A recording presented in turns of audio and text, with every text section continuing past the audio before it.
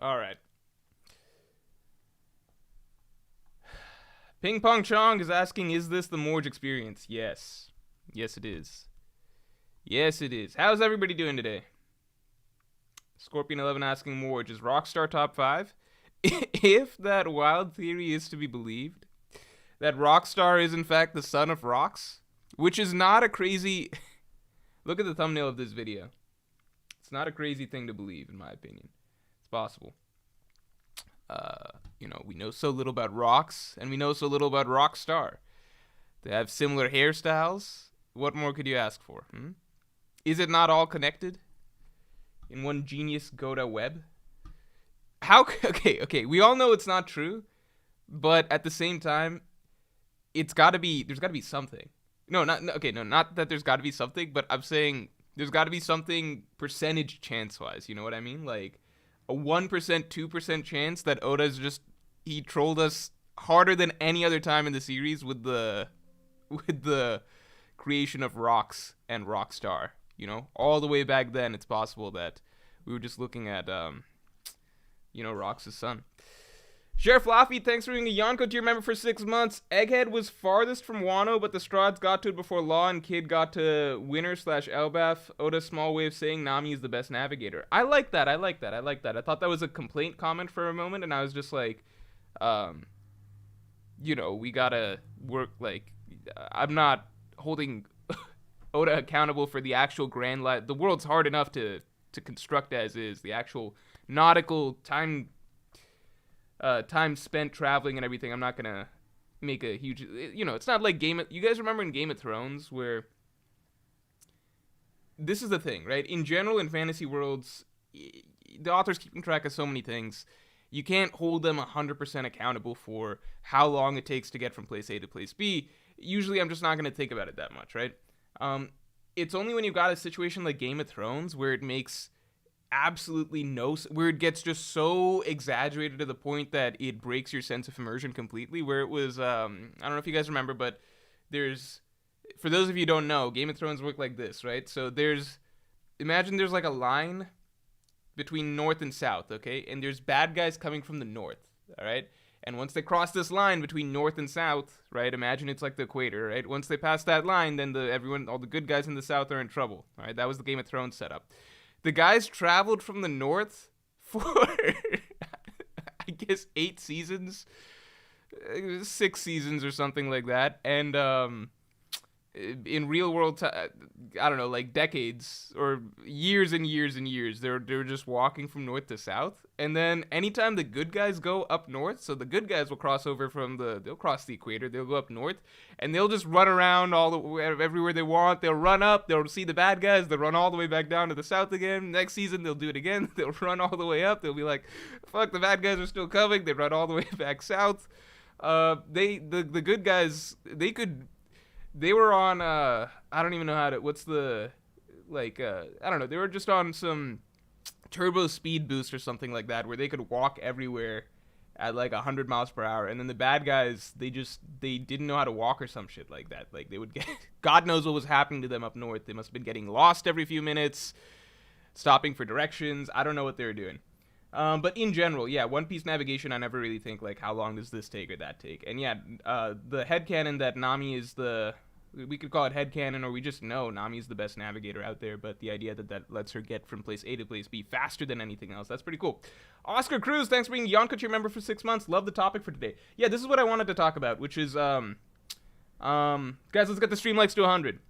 I was gonna do a video, so I was torn for this Tuesday's video. I was torn between 2 options. I wanted to do a video 3 options actually. I wanted to do a video talking about the mysteries of One Piece, kind of, and how the Egghead Island stuff stacks up to previous stuff. I wanted to talk about the themes of Egghead Island. I think I'm gonna actually wait on that one a little bit, just so we get a little bit more out of York before we get into that, because I think with the York reveal, we suddenly got some very interesting stuff that we can connect over the course of all of Egghead Island and potential ramifications for the rest of the story. And then the third option is what I ended up going with, which you guys will see tomorrow, and it comes out tomorrow. But yeah, because we're not doing a mystery discussion, I talked about this in past videos. I don't think, whodunit style mysteries are necessarily Oda's greatest strength, but we all know that he's a phenomenal mystery writer overall, because it's not just, who's the killer, who's the betrayer, and stuff like that. That's newer stuff that he's kind of tapping into with the Wano storyline, with the Egghead Island storyline, but that's not the type of mystery writing that we know Oda for the rest of the story, right? For the rest of the story, Oda's been phenomenal with just how many clues and hints and question marks he plants that then are foreshadowing for much further out events that eventually tie in ways that we would never have expected. Those are the type of mysteries that he's, I think, best known for and really, kept everybody interested in one. No, obviously many things keep you interested in One Piece, but that's one of the things that's, one of the biggest overarching strengths of the series, which is that there's so many questions. And the best part is we almost always know that any big question he's planting is going to have an interesting answer down the line, I think that's one of the biggest things. Again, even if you didn't personally like the York stuff, that's not exactly what I'm talking about here. I'm talking about Oda's general mysteries that he plants in the story, right? The bigger questions and things like that, regarding lore, Will of D, things like that, those are the type of things that I think we can always expect really good stuff out of, Remix King asked, Mr. Morj, how is Pokemon Adventures reading going? I actually finished it. I did actually finish it. Hold on. So, for those of you who don't know, I have, we did a vote for best manga of all time. That's not One Piece, right? And, this little series called Pokemon Adventures won. If you're thinking about the classic, beloved Pokemon series about Ash and stuff, this is unfortunately not it. It's some random nonsense that I love. That's, it's about a ripoff of Ash. His name is Red, and I did just, okay, so, when I say I finished it, what I meant is I'm fully caught up, because obviously the series is not yet concluded. In fact, what I love about it the most is that I guess there's no end in sight. So I finished reading volume 64. God knows how this series made it to 64 volumes, but I couldn't get enough of it. I love it. Give me another 64. Love Remix King for recommending this to me, and I love the fact that he brings this up every stream, and I just love the series, So hopefully that answers your question. Tom, thanks for being a Yonko tier member for 6 months. You've really grown as a streamer. You talk about so many different topics now. I'm not interested in everything, such as NBA, but it's still enjoyable. Thank you for saying that. Part of it is I've just gotten much more comfortable streaming. You do this all the time, and you just get more comfortable. The other thing I'll say is that I apologize that, I gotta keep in mind, not everybody likes every topic. So for me, it was like, people would ask NBA stuff randomly at some points in past streams. It's just been a regular thing, and I would talk about it. And then I think over time, it's just grown, and certain random topics have become a bigger part of streams and stuff like that. And it's just the way it goes. So I'm going to try and, stick to what most people are more interested in and try and keep deviations more to a minimum as I can. But I'm still going to answer those type of questions and everything like that. I'm just going to be a little bit more conscious going forward of, how much people are, at what point is it fair to, to stop addressing just one segment of the viewership and then just go back to talking to everybody, right? I will say that generally the one thing that I have always thought when it comes to NBA discussion or off-topic discussions is that usually if you look in videos and you look at streams and everything like that, usually that stuff, I'm more willing to go into that later on in the stream when we've already talked a lot about One Piece. And I think that that's kind of fair in my opinion because, it's just usually there's less new questions that people are asking or bringing up or points of discussion for the One Piece stuff. So if more people are asking questions about off-topic stuff, then at that point, I'm going to delve into that because we've already done a lot of talking about other stuff. But for the moment, let's stay focused on One Piece. Angel Alanis says, hey, Morj, just want to say thanks for the great content. Thank you very much. Been watching for 3 years now. Cool. So that was, you must have caught the raid failing train right as it began. Also, Frankie, power up this arc, ? Or eyes. Yeah, dude, so what I've been wondering about is that rapid-firing laser thing that Sanji brought up during the Queen fight, and he specifically said, oh, Frankie, Frankie would really, really like that, right? So, with regards to the Frankie power-up, the way I think Oda usually doesn't care too much, unless it's something training related, and specifically Luffy's training, as we saw in Wano. I don't think Oda really likes taking too much time to focus on Straw Hats developing a new power-up over the course of the arc. There's ways that he mixes it in. So, for example, I talked about this a couple streams ago in Skypiea. Zoro actually developed we got to see the most organic progression for him as a swordsman over the course of Skypiea, where first he shows up and he's having difficulty fighting the Skypeans and everything like that because of their dial stuff and their shenanigans. So then he develops the 36-pound cannon, right? And then by the end of the arc, he's using the 108-pound cannon. So that's kind of the full extent that we kind of get to see of a character actually developing strength over the course of the arc. Same with Luffy. So with Frankie, I would say that if Frankie were to get a power-up, it would be we get a surprise fight for Frankie at some point soon. Maybe this arc, maybe the start of next arc, and then Frankie busts out some new tech and he's like, hey, I got it from Vegapunk's lab or whatever. I incorporated some of Vegapunk's technology into the Shogun or something like that. That's what I would expect. Growth Stonk says, what do you think will be the event that shocks the world? Wait till tomorrow, my friend. It is, I'll say this, it's something that has come up on this stream before. Will it be the name of the ancient kingdom, since Egghead parallels Ohara? That's not what I think. Just wait for tomorrow's video. I think I got a good thing on it, and it's not a fully... I think this was I don't know if it was something... I can't fully remember if it was something that somebody said on stream, or if it's something that I've seen other people throwing around in general. So this isn't like something purely that you guys have never heard of before, but I have a lot to say on the topic. So watch out for tomorrow. RPG 901 says, hello Morj, the biggest mystery left for me is Crocodile's secret. Ivankov knows. I love the videos. Maybe we just headcanon. Thank you very much for the compliment, and I think we can probably headcanon that it's Crocodile secretly being a girl. We have not seen the Crocodile Seraphim. Whether or not that exists, we don't know. But I think that that's a pretty good guess as far as guesses go. Why is this? Hold on, man. Give me a second. 8Baller10 says, I really hope we get to learn who Luffy's mom is. Yeah, I wanted to kind of go through and chart out, and that's something that's like a guaranteed significant mystery in the story, because that's something that Oda specifically talked about, I believe, in a recent SBS, talking about Luffy's mom. Maybe not an SBS, maybe it was some interview or something like that, but he mentioned it recently, I swear. So it seems like that's something that is almost guaranteed among everything else that we are going to delve into. It's not like Zoro's parents, where it's just going to be unimportant at the end of the day. One second. Reflex YYY says, while in the endgame-ish topic, what I'm going to do, by the way, is open up a Microsoft Paint thing so we can start listing down most interesting mysteries that we have for the rest of the series left out. So, because I'm kind of curious how much significant stuff we still have, and I feel like we can put in categories of like what we think is most significant, what we think is basically guaranteed that we need to know by the end of the story, like the Void Century, everything like that, and then what we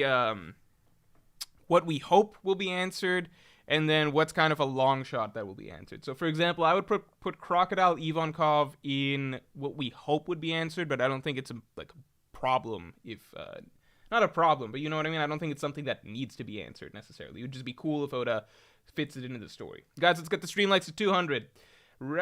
Okay, so Reflex Y says, while in the endgame-ish topic, I have an interesting question for you. How will each Straw Hat's dream play out in the final war/play phase of the story? So I actually did a few videos on that. I did it as a bit of a series. So let me just tell you what those are. I think the few videos that I did on it, I think it's Luffy's... hold on. Okay, so the first one I did was the end game for each Straw Hat, Luffy, Zoro, Nami. So that was the first video I did on it. Then I did video on Usopp, why I believe Usopp dies in the end, and this one covers multiple characters, so this covers Usopp and Sanji and Chopper. And then finally, I think I did Frankie, why Frankie builds Pluton, and I think this probably covers Frankie, Robin, and Brooke. I believe, is my guess. Just to just to round out all the characters. So I believe I kind of covered it all in that. Yeah. So definitely check those out. I think it would be a little in depth to explain it in a detailed way here, because I did put a good deal of time into explaining it in those videos specifically. But I think they're good videos, and honestly, I think pretty much all of them still hold up, in my opinion. Obviously, that's my opinion, so of course I'm going to say that. But yeah, I think they still hold up. I don't think anything's really changed from those videos. Remix King. Oh, god damn it. I'm kidding. Mr. Morj, I'm glad to hear you've caught up to the series. Now I won't have to ask about your reading every stream. Now I can ask deeper questions instead. I'm a little more stressed now. Thanks, Remix King. I'm looking forward to it, man. Appreciate you. Royal Fun says Marines are just tooks. World government is the deal. Tooks? Tools, I'm going to assume. Yeah. Diocleus says, if you're correct in tomorrow's video about the huge incident that will happen in Egghead, will you pull a King of Lightning and show the chats with your editor to prove you didn't read the spoilers? So what I believe the incident isn't something that would possibly happen in tomorrow's chapter, because as far as we know, it was said that the incident takes place the next day, right? That's what we were stated. That's what we were told, right? We were told that the incident takes place tomorrow. So at least what I think it is, and again, this is not a purely, this is not even a thing where I think like I'm really trying to take credit on, because this is something that other people have discussed. I just have a lot to say on it and why I believe that it's the case, you know? Kind of like, I don't know, if we go, like, there's certain things that basically, you know, multiple people often, you'll just see the discussion in general, right? This is not a theory that I'm trying to claim as like, oh, an original theory or something, but it is something that I do believe, so it doesn't really matter to me. But either way, it's not something that I think could possibly happen in tomorrow's chapter, because it's a full day away, right? So unless Oda just skips a day, which I doubt, I think we're probably fine. Papa Dog Sucker says, we need to know about the long arm tries. See, that's something I'd put in the category of like, I don't even consider that a mystery that needs to be solved. Why do we need that? Daniel Allen says, are we getting a God Valley flashback? Why or why not? I think we are going to get a God Valley flashback. That's what I do think. I've come around to believing that we are getting a God Valley flashback. Let me make the thing. Hold on. God Valley flashback is I think important just because it's I think, how do I say this? Oda set up, I don't think that we're owed a God Valley flashback, so let me be very clear about that. When I say owed, okay, obviously Oda doesn't owe us anything, but it's kind of like, you know, we were owed a flashback of Odin, right, at a certain point, because you're hyping it up so much, showing glimpses of it so much. You got to show us what happened with Odin and the execution, right? God Valley I don't quite put in that same category, but I do think that with the God Valley incident, it is, how do I say this? It would be very surprising to me at this point if we were just told what happened rather than actually got some visual, you know, at least a visual montage of events or something like that. And ideally, obviously, a couple chapters devoted to it.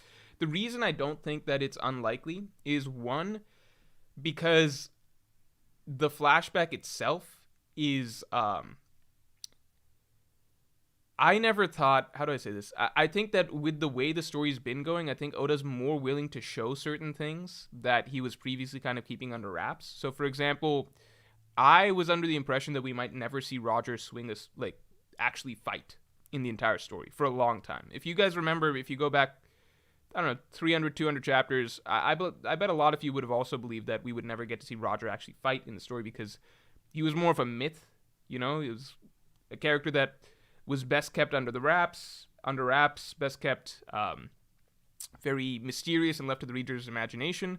But then we get the Odin flashback, and not only do we get to see Roger fight. We get to see him swing his sword a couple times, and we get to see that hyped up battle, that legendary battle that he had with Whitebeard, the one that Buggy had referenced all that time back, as Whitebeard being the only one who was able to tie with Roger, right? So the fact that even something like that we're being fed, well, God Valley, you know, you could basically say that the little fight that we got between Roger and Whitebeard, and even the little interaction he had with Odin, I think especially the Roger Whitebeard moment, that was essentially fan service, right? Oda never needed to show us that. That was just a thing that Buggy had hyped up at some point, but it never felt important for our knowledge of the story.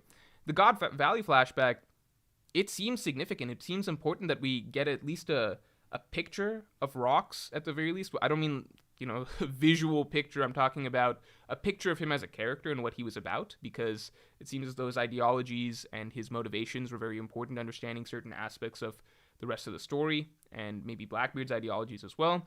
So I think it's important to understand a little bit about what that was about. I think it's important to understand the mysteries that were going on in God Valley, such as why were they fighting to protect celestial dragons? Why is it called God Valley? What happened there in terms of why did it disappear? Why was it erased from history?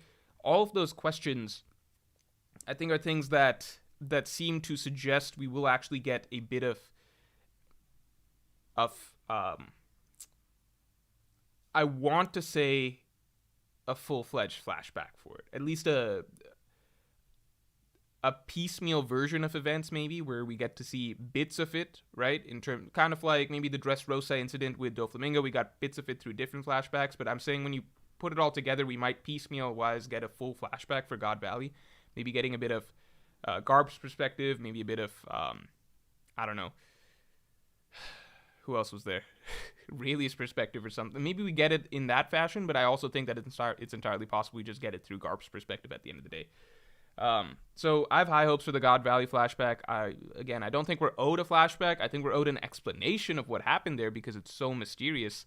And the questions have been really built up as being fundamental to the truth of the story, the history of One Piece, certain modern day characters' motivations, things like that. But I do think we will get to see at least a glimpse. Honestly, more than an extended glimpse, you know? Steven Bracano says, don't you think it's a bit disappointing Frankie is a background character in the Science/Vegapunk arc, especially because Lucci and Kaku are here and they tie to Water 7? I will not talk about the Lucci and Kaku thing, because at this point in One Piece, we're so deep. We are so deep in One Piece that every arc has similarities to previous arcs. You know what I mean? Like, you know, you look at Wano, you're like, oh my god, this is so similar to Alabasta. But then you're also like, but it's got so many ties to Thriller Bark, right? It's got so many ties to, it even had ties to Enies Lobby, I would say, in a sense, right? So it's just like small things paralleling each other, right? So we're at a point where I would even say Arlong Park, right? I mean, we're at a point where we're that deep where I'm not going to be like, Lucci and Kaku here, so that's definitely got to mean important stuff for Frankie. But I see it, and obviously, you know what? That's not even fair, because it's just like, who am I kidding? One of the most interesting parts of this arc was an entire section devoted to talking about Ohara and the Ohara incident and all of the Enies Lobby storylines and everything like that, right? So, you know, the Enies Lobby influence is definitely there. Enies Lobby Water 7. Do I think it's disappointing for Frankie? I'm going to say it's too soon to say anything. It's one of those things where, you know, okay, how do I say this? With Zoro and Wano, for example, right? You guys remember Zoro and Wano? We had a lot of hopes for him because it's the land of swordsmen, right? But it wasn't just that. When the story started, a lot of emphasis was placed on Zoro. So, for example, Act 1 of Wano was just about Luffy and Zoro. The rest of the crew were sidelined. And it was clear that, you know, Zoro is supposed to be of elevated importance to the rest of the crew for the rest of this arc, because you have an entire act devoted to just him and Luffy, right? And then throughout the rest of Act 2, he's the only one that kind of has a significant storyline with some emotional weight to it, a little bit and stuff. He has plot threads planned for him, and then all of that stuff. So, and then ties to, you know, lineage ties to Wano, things like that. So with Zoro, I would say that, yes, on the one hand, it's like he's in the land of swordsmen, so we have hopes for him, but it's not just that. It's also things that are actively happening in the arc that are making us, that are clear setups plot-wise that something significant should happen with him. So if I'm looking at Frankie and Egghead, I feel like it's kind of a similar situation where he's, obviously in an island that seems very, very relevant to him, right? Much like Wano was to Zoro, but the difference is that Oda has not yet gone out of his way at all to sort of set up anything plot-wise or character thread-wise for him here. So in that sense, I'm like, well, I guess it's not really fair to have hopes for him. With Zoro, it's kind of like, one, it's the land of swordsmen, but two, in the arc itself, Oda's doing a lot of setup for him. So it's like, it's very reasonable for the readers to expect, honestly, you're supposed to do something with the character by the end of the arc. With Frankie, it's kind of just, well, this is Vegapunk's island. Frankie has ties to Vegapunk and everything like that. We have hopes for him automatically from that, but Oda isn't really doing anything to make the reader believe that we should be hoping for something within the arc for Frankie. Do you get what I'm saying? Right? So there's the preconceived notion, and then within the arc, what's happening. So I would say, yes, it's fair to come in with the preconceived notion that this arc could be really good for Frankie, and that Frankie should have a more active role in the arc, but in the arc itself, when nothing is really happening to suggest that this is going to be anything more important for Frankie, or that we should expect anything, or that anything's being set up, I guess it's like, you can kind of accept that maybe this is just not going to be important for him. And then we get pleasantly surprised. Do I think it's disappointing? Maybe. I don't know. I'm willing to wait and see where it goes. I think even just something small and courtesy, some small courtesy type moment or something like that, where Frankie does something cool or has some important revelation or plays a key role in a pivotal moment, I think that would be really great. But I don't know if character-wise this needs to be that important for him. I'm a little split on that. Uninspired. What a weird name. What a weird name. Any expectations for the Florian Triangle going forward? Like learning what those huge figures we saw after Thriller Bark were. I've been talking about this for the longest time. Why am I not putting up the, let me pull up this shit. Hold on. Let me pull up the mysteries thing that I've been talking about. Alright? And let's get the Streamlabs at 300. I have no expectations for the Florian Triangle thing. To me, that is one of the mysteries in One Piece that is meant to never be solved. I think that, to me, I always just read that as, it's a horror movie trope, right? You end it with something that is supposed to be just a vague, spooky thing at the end that isn't supposed to be understood, and you kind of leave it at that, and that's just what it is, So I kind of just read it as that trope. I have no expectations for the Thriller Bark things. I just have no expectations for the Thriller Bark stuff, basically. So, it is what it is. I changed the chat to black a long time ago, and I never changed it back. You guys okay with the chat color being black? Alright. Let's just assume you guys are okay with it. No, actually, you guys tell me if you're not. Tell me if you're not. Alright. So, let's do this. Tom says the incident is Marine's raid on Egghead failing. Yeah, I mean, the incident could just be straightforward. It's the defeat of the Marines or something like that, but, that's entirely possible. Morio Anime says, just finished JoJo Leon, the vitamin C arc is peak. Yeah, I would say, I mean, what I hate is when, I don't know. I'm not going to say. Lots of people said, as I was reading JoJo Leon, that the middle of the arc is the best part of the arc, right? And that it's not as strong later on. I really wanted to believe that wasn't true because I was enjoying JoJo Leon so much. So I kind of wrote that off, and in my head I was like, I bet people don't like the ending for some stupid reasons or something like that. I bet this arc is so solid. Who knows what dumbass reasons they have for not liking the ending. I'm sure I'll enjoy it. And then what do you know? People feel like people were right. At least from my perspective, I did not really care for the ending sections of JoJo Leon, but I think the middle was peak. I will always maintain that the final villain stand of JoJo Leon was the best final villain stand and made the ending much more exciting than it otherwise would have been, but it doesn't mean that I felt like the story came together well. Anyway, Zmore says, do you have Minecraft? Oh my god. And have you heard about the One Piece MMORPG project by any chance? Oh my god, Minecraft. Oh my god. Oh my god. Minecraft. Who? I hate that people like Minecraft so much. It's just, it seems so dumb to me. So dumb to me. Whoops. Let's do a full line. It's fucking Minecraft. You know why? Minecraft was big, I think, when I was, like, it was somewhat popular, I think, like a decade ago or something like that, maybe when I was in high school. It was popular then, and then, I thought it was stupid then, and then I swear it went away for a while, and then it just came back for no reason. I'm like, what the fuck?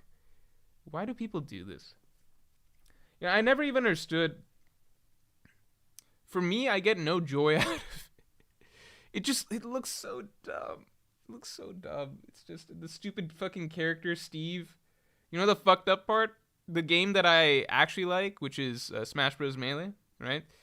I don't really play Ultimate, but I can respect Ultimate as a game. But I have to go look over and see this dumbass game, Minecraft.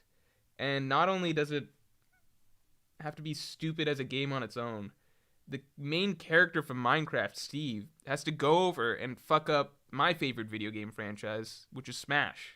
For those of you who don't know, Steve is literally ruining Smash Ultimate by being a stupid, broken, dumbass character. And he's rightfully being banned from places. So I'm just like, god damn, Minecraft. I will say this, right? I'm not trying to... Okay, I won't even shit on Minecraft as a game because the reality is it's not a game that appeals to people like me. And maybe that's why I dislike it, which is that so many people love something that I will fundamentally never click with or vibe with. I've barely ever played Minecraft. I tried playing it once at a friend's house in high school, and I was like, this is stupid. But I was never even a kid that...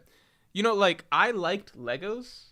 Here's the thing. I liked Legos, but I didn't really like Legos. What I mean by that is when I got a Lego thing in a box, I got it for I wanted the final I was like, the final product looks so cool. I want this final product, right? Because that's what they advertise on the box. But then when you open it and it's on all these pieces and stuff, it was just mine. I was like, oh, I don't want to put this shit together. It was so, I was like, I don't even know how to explain it. It's just easily tricked by the box thing, but hating the process of building it, when the entire point of Legos is that you have to build it, and that's supposed to be the fun of it, right? So you guys know Bionicles, for example. Bionicles were the shit. Bionicles looked so cool, and they had this cool lore, and I think like little videos and stuff about them, and there was this whole history, and I don't know. There's a lot of lore to Bionicles that I was really into. But then when you actually got the Bionicles and you open it, it's all fucking broken. It's you have to put the shit together. You know, a toy that you have to assemble yourself? It really, really bothered me. Even though I get that's the whole point, and I get that that's what I was signing up for. But it was a real soul-crushing thing to open up my cool Bionicle thing. And I'm like, what the fuck? I have to do so much just to have what I paid for on the box. Obviously, I didn't pay for it. My parents did. But, you know. You guys get what I'm saying. No, you don't. That's the fucked up part. Nobody gets it. I just want... I don't know. I don't even know what I want. Something really unreasonable. But I hate Minecraft because it looks like the adult version of playing Legos. You know? And Legos is stupid. Daniel Allen says, when will Shanks versus Blackbeard play out? Ever making a vid? I don't think that that's something that... how do I say this? I mean, it could play out as soon as Elbaf. I don't think it's something that I'm interested in making a video on when it will play out. I could put out a video talking about the potential of the matchup, right? But it's not something that I want to do a video on when it will come out. You know what I mean? Or when it will happen, because it's like at this moment it's anybody's guess in my opinion. It could happen at Egghead. No, not at Egghead. You know what I mean?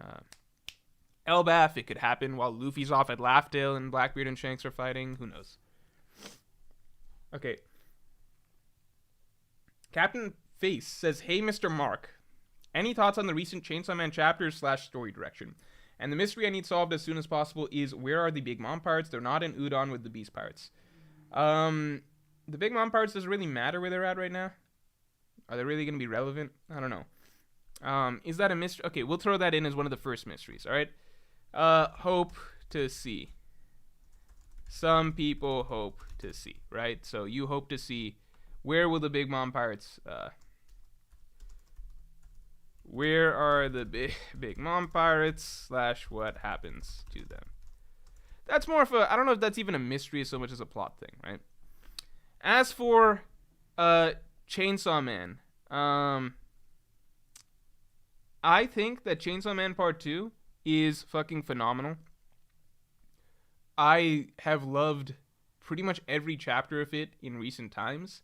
There are chapters where nothing happens and the characters just think to themselves, ruminate on recent events, and there's a certain style of there's a certain beat and weird sort of weirdly realistic but also weirdly blunt and straightforward style of Chainsaw Man characters thinking where it's just it feels like it's very without frills, if that makes sense, when you're reading characters' internal monologues. They just feel very blunt and simple and straightforward and real questions and confusions and desires and motivation. It's just it's a very entertaining style of reading internal monologues. I think sometimes, it's great when mangaka do more, I guess, or authors in general have more poetic or whatever internal monologues. But Chainsaw Man style, I don't know, there's something very refreshing to just reading how characters are thinking, and they're just very blunt and straightforward in their thoughts, but their thoughts are also very understandable. So I really enjoy the chapters of just characters ruminating on the weird shit that's happened to them, what their life's been like. I think even just getting a bit more context on Asa and everything like that. Asa is a significantly more fun character to read about in Part 2 than Denji was in Part 1. I love Denji as a character a lot more now that he's completed his character arc in Part 1 because he feels very different. But during Part 1, I didn't care as much for Denji. Denji's character arc, he was not the biggest appeal to me. Asa is probably the best part about Part 2. I think she's a stronger character to write around, at least for this part, than Denji. Helps that the writing's improved a lot. And then finally we're getting to the stuff that we really, really, really love about Chainsaw Man, which is just the wacky ass shit that he gets up to with the devils and concepts and ideas and everything like that, right? So that's where we're at in the series. I'm really excited. All right. So what did I say? Big stuff that has to be revealed, right? So that's all the way over here. Wait, what did I say the three categories? What were the three categories? I gave you guys three categories, I swear. Does everyone like Minecraft? I'm seeing so many lorges for my Minecraft take. I'm not saying I'm right about Minecraft, but I just hate that it exists. Caleb Brown says, Morj, you're a Melee player anyway. Yeah, but I still like tuning in to watch Ultimate a little bit, Although I haven't really watched Ultimate or Melee recently. Captain Face says, silly Mr. Mark has to do a Minecraft stream now. Maybe I'll do a huge goal to do a Minecraft stream or something. And then you guys can see me suffer, I suppose. What were the three categories? It was something like something like stuff that why am I asking you guys? I should know this, right? Stuff that has to happen, right? Big stuff that we just know has to happen. Stuff that we feel should happen but doesn't seem necessary. Okay. I guess I'll just make up a third category. This is stuff that's just like I really hope happens, right? But doesn't seem mandatory, right? This will be big stuff that has to happen. Stuff that would be real nice if we were told, or if we got answered. And then let's say this one's like not okay.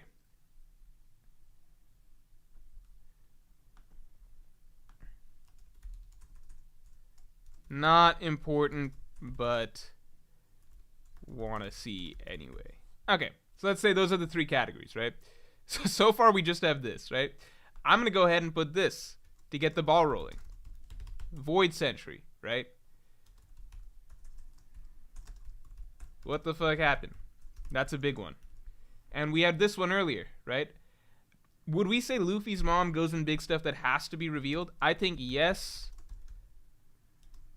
Because I think Oda recently, he outright said it in some interview or something like that, that there is something of importance to that, I'm also interested to see Luffy's mom's personality because what's interesting is that so far with mom characters in One Piece, they've all been very, how do I say this? Very wholesome and kind of ideal figures, if that makes sense. You go through. I'd say Bellemere is the only one that kind of had some spice to her personality. You know what I mean? Like she was a bit of a. She was a bit like Nami, a bit more rebellious, mischievous, not so by the book, stuff like that. But in general, if we look at One Piece mother figures, right, they're all these very kind. We saw Usopp's mom for a moment. She seemed very, very nice. Yasop's the weird oddball one or like the crazy free-spirited one that's off doing his adventure. Sanji's mom, the sweetest person in the world, right? Robin's mom, Olvia, so, just very, from what we saw of her, she's very, she's not a weird zany personality, you know what I'm saying? She seems very Robin-esque, honestly, just without as much of a dark edge to her, so a fairly normal character from what we could tell. Frankie's mom we don't know, Jinbei's mom we don't know, Brooke, whatever, right? But I think in general, you can get to Scarlet and stuff like that, Rebecca's mom, Toki. These are all, they have aspects to their personality that are, interesting, I suppose. But what I mean, I don't mean these are bad characters, but what I mean is that, it's usually the dads that are written as really weird and zany and have these big character quirks, right? Like compare Odin to Toki. Odin was this fucking weirdo dude who just did a lot of weird ass shit, right? Hiraluk is this crazy oddball character, right? I think just throughout One Piece, just dads are written, Corazon, right? Corazon was a bumbling idiot in many ways, right? I think dads in One Piece have a lot more quirky, crazy personality traits compared to the mothers. I would love to see Luffy's mother be an exception, simply because Dragon, as far as we can tell, is a much more straightforward character, right? Dadan, that's a good point. I forgot about Dadan.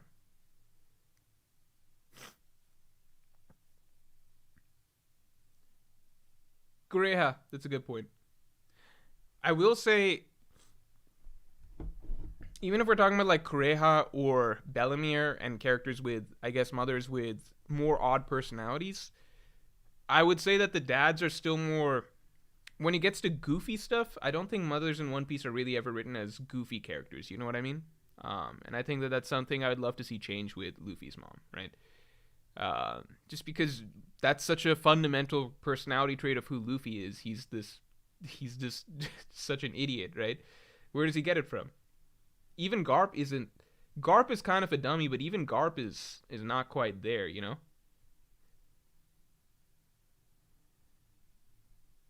Daniel Allen says, "Do you think Daniel Day can be called the GOAT, the greatest actor of all time?" It's weird.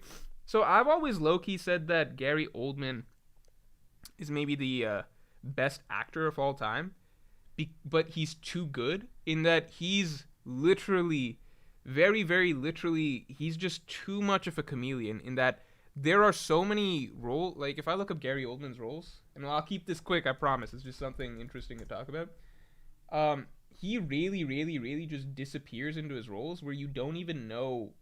Like, lots of times I just won't even realize that, oh, I just watched a movie with Gary Oldman in it, or that was Gary Oldman, because he's just so different in so many different roles, He just, he slips into the character so well, and it's just so hard to recognize him sometimes, that if you're talking about who really disappears the most as an actor, I would say maybe it's Gary Oldman.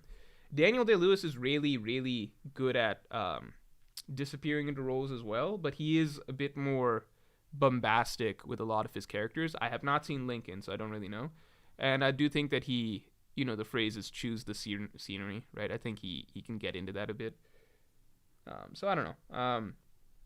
I can respect him as an actor a lot. I think he's, yeah, sure, maybe he's the best actor ever, depending on certain people's, like, what your criteria is. Acting, I think, is one of those things where it's, Very subjective what you think is the best, right? Okay. Let's get into the stuff. Okay. The giant straw hat. We definitely need that revealed, right? I think we can all agree with that. Giant straw hat. Who was drinking with Crocus in the cover page? Okay, do we feel like that's, to me, okay, that's obviously not something that's big that has to be revealed, but I think it'd be really fucking weird if it's never revealed, right? Who was drinking with Crocus? The treasure of Captain John? I would put that here. Because it's a gag thing at the end of the day. No, it's not it's not fair to put it, right? Because at the end of the day, it's a gag thing, right?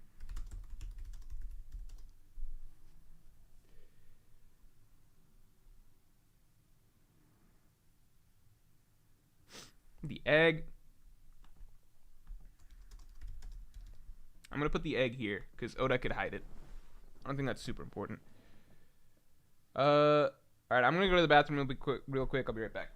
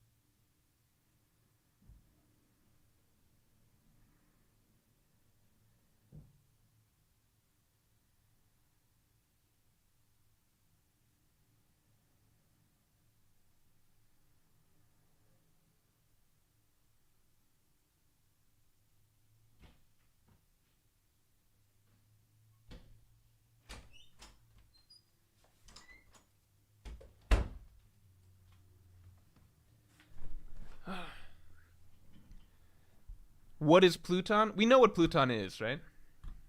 What is Uranus? I think that's the big one, right? We know what Pluton is. It's a giant battleship that destroys islands. Whoops, why am I typing giant? Because I saw giant a second ago. What is Pluton?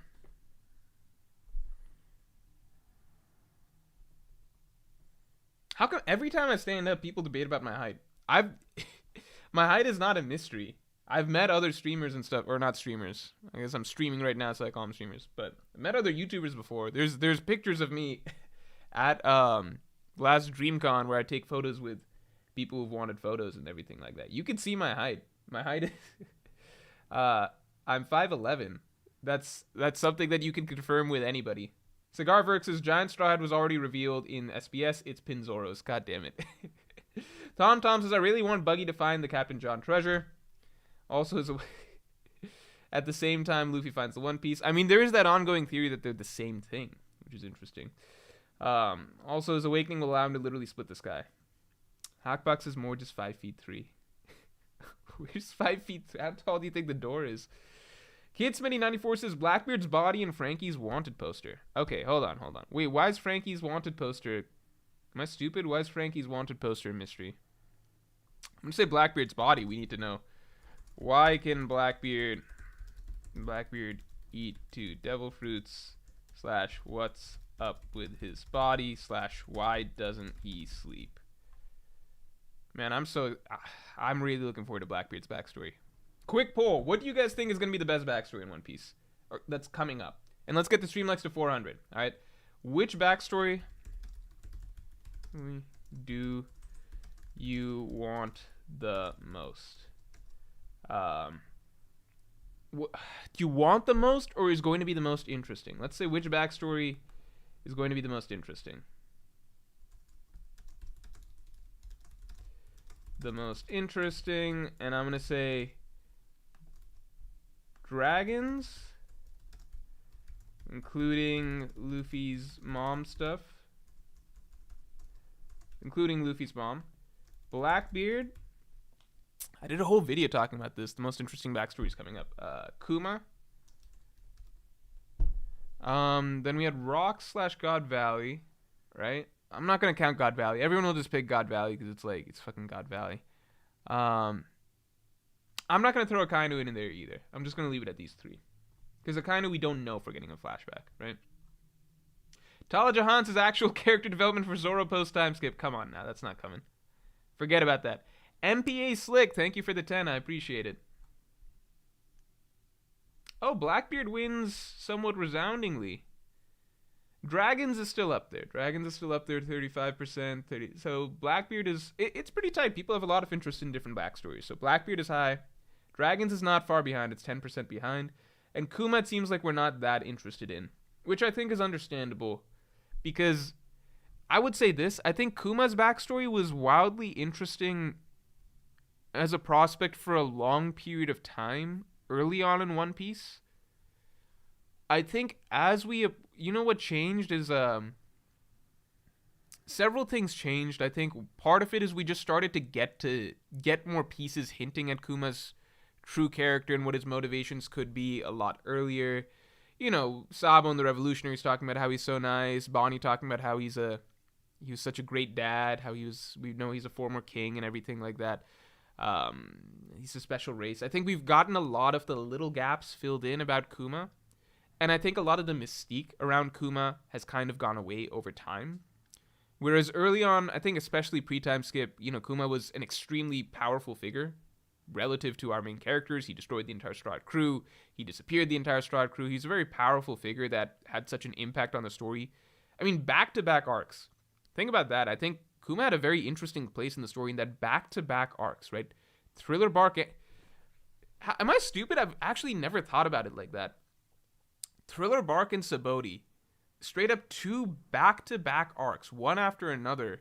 You ended them with the same villain that was this unstoppable force, right? That completely wrecked the Straw Hat. He just wrecked them twice in a row.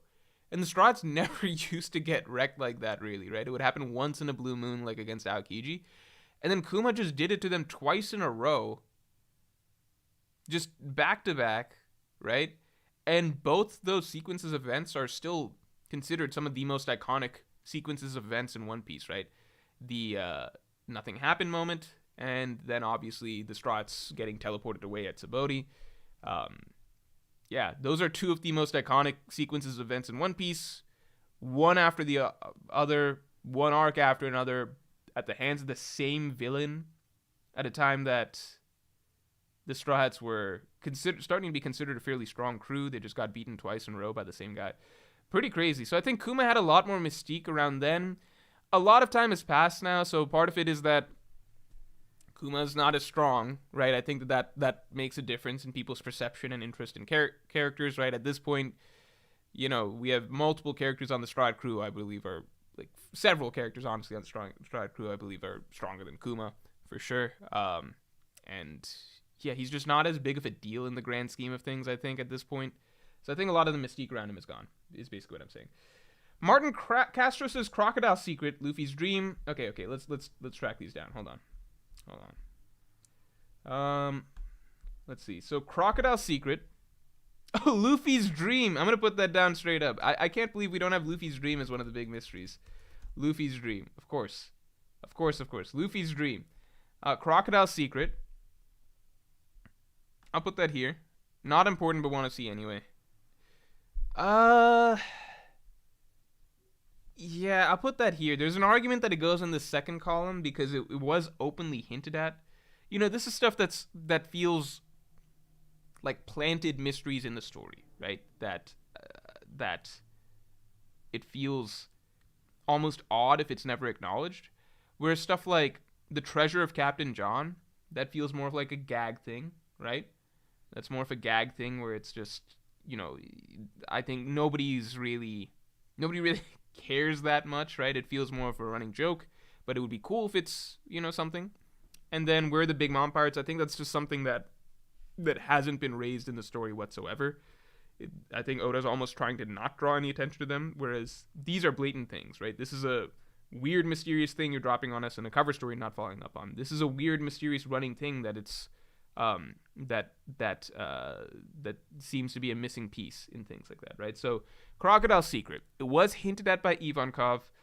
It would be real nice if it was answered, right? Real nice if it was answered, but not something I think is necessary, right? The moon, Zoro's eye. Dude, I don't think there's anything to Zoro's eye. I'm not even gonna put it in there. I'll put a, you know what? I'll put a fourth category. Like, here's a. Can I make this bigger? Can I expand this? No, right? Fourth category. Okay, I'll put it in red so we all understand.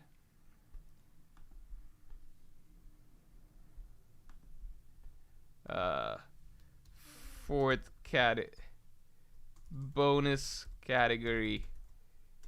I really don't think it's important, but some people still care.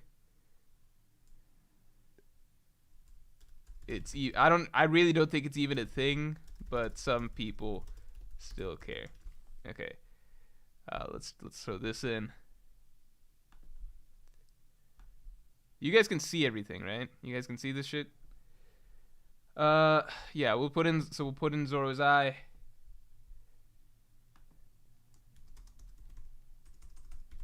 Zoro's eye. I'd say the moon goes over here. I'd say the moon goes that into stuff that'd be real nice if it's answered, because the moon, ultimately, I don't think we have to go there. I don't think we need stuff answered from there. I think it's entirely possible that we never get any more information about the moon. But I will say that Oda's planted so many things with the hieroglyphics, the races being hinted to come from the moon, things like that, symbolism, that the moon does seem like it has solid potential to be important, and it would be very nice if we learned a bit more about what's going on there. I mean, there's space pirates. I don't think we need to learn more about space pirates, but it'd be cool. Tala Jahan says, Sanji's line to Kuma. Any reason for Brook's existence? Sanji's line to Kuma. What does that mean? Can you expand on that? I'll just look out for your next comment. You don't have to super. Any reason for Brook's existence? Okay, you're just talking. Never mind. I get it. You're just talking about stuff that you think writing-wise should happen in One Piece. These aren't mysteries, though, dude. Any reason for Brook's existence? Nah, these aren't mysteries. Virgil Hawkins says, is the One Piece real?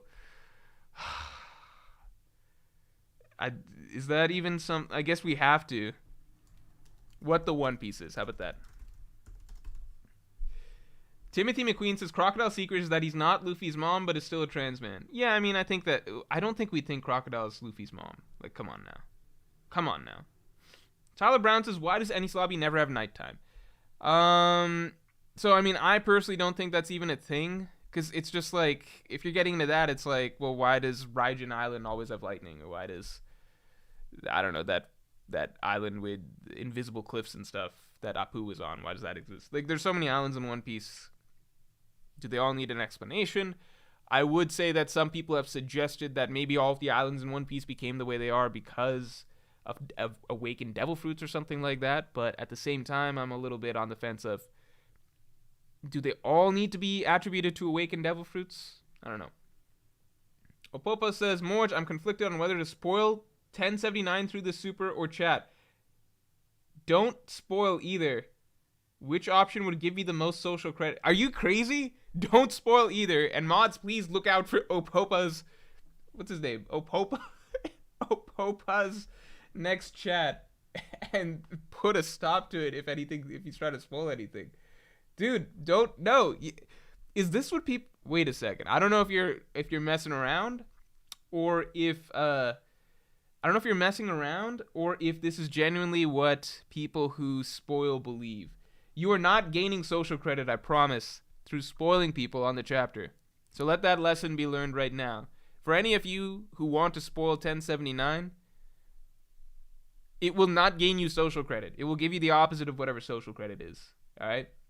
You will be like a Minecraft player in my eyes. Alright?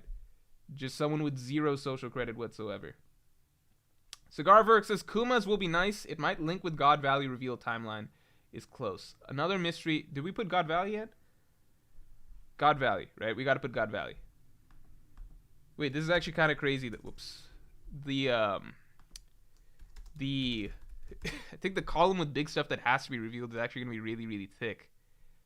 because One Piece has so much stuff. Another mystery is Thriller Bark Shadow, which was quite clearly Pinzoro.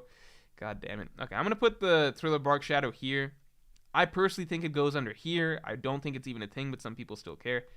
But because I really think that was just a throwaway, spooky horror movie style mystery type thing. I think that was just Oda playing into a gag, right? It's the same way I feel like we don't need the mystery of, again, why Raijin Island always has lightning explained or something. I think that just goes to an oddity of the One Piece world.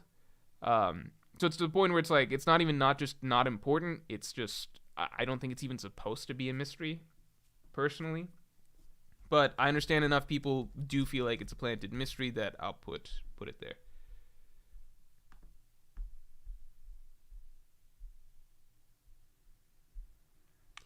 Arthur Chekowitz says, I think the guy drinking with Crocus is quite obviously Shiki. Oda just can't show him outside of Easter eggs and references due to Strongworld. But why can't he show him? Because Strongworld's not canon. I'm talking about the movie, not the Chapter 0 stuff, right?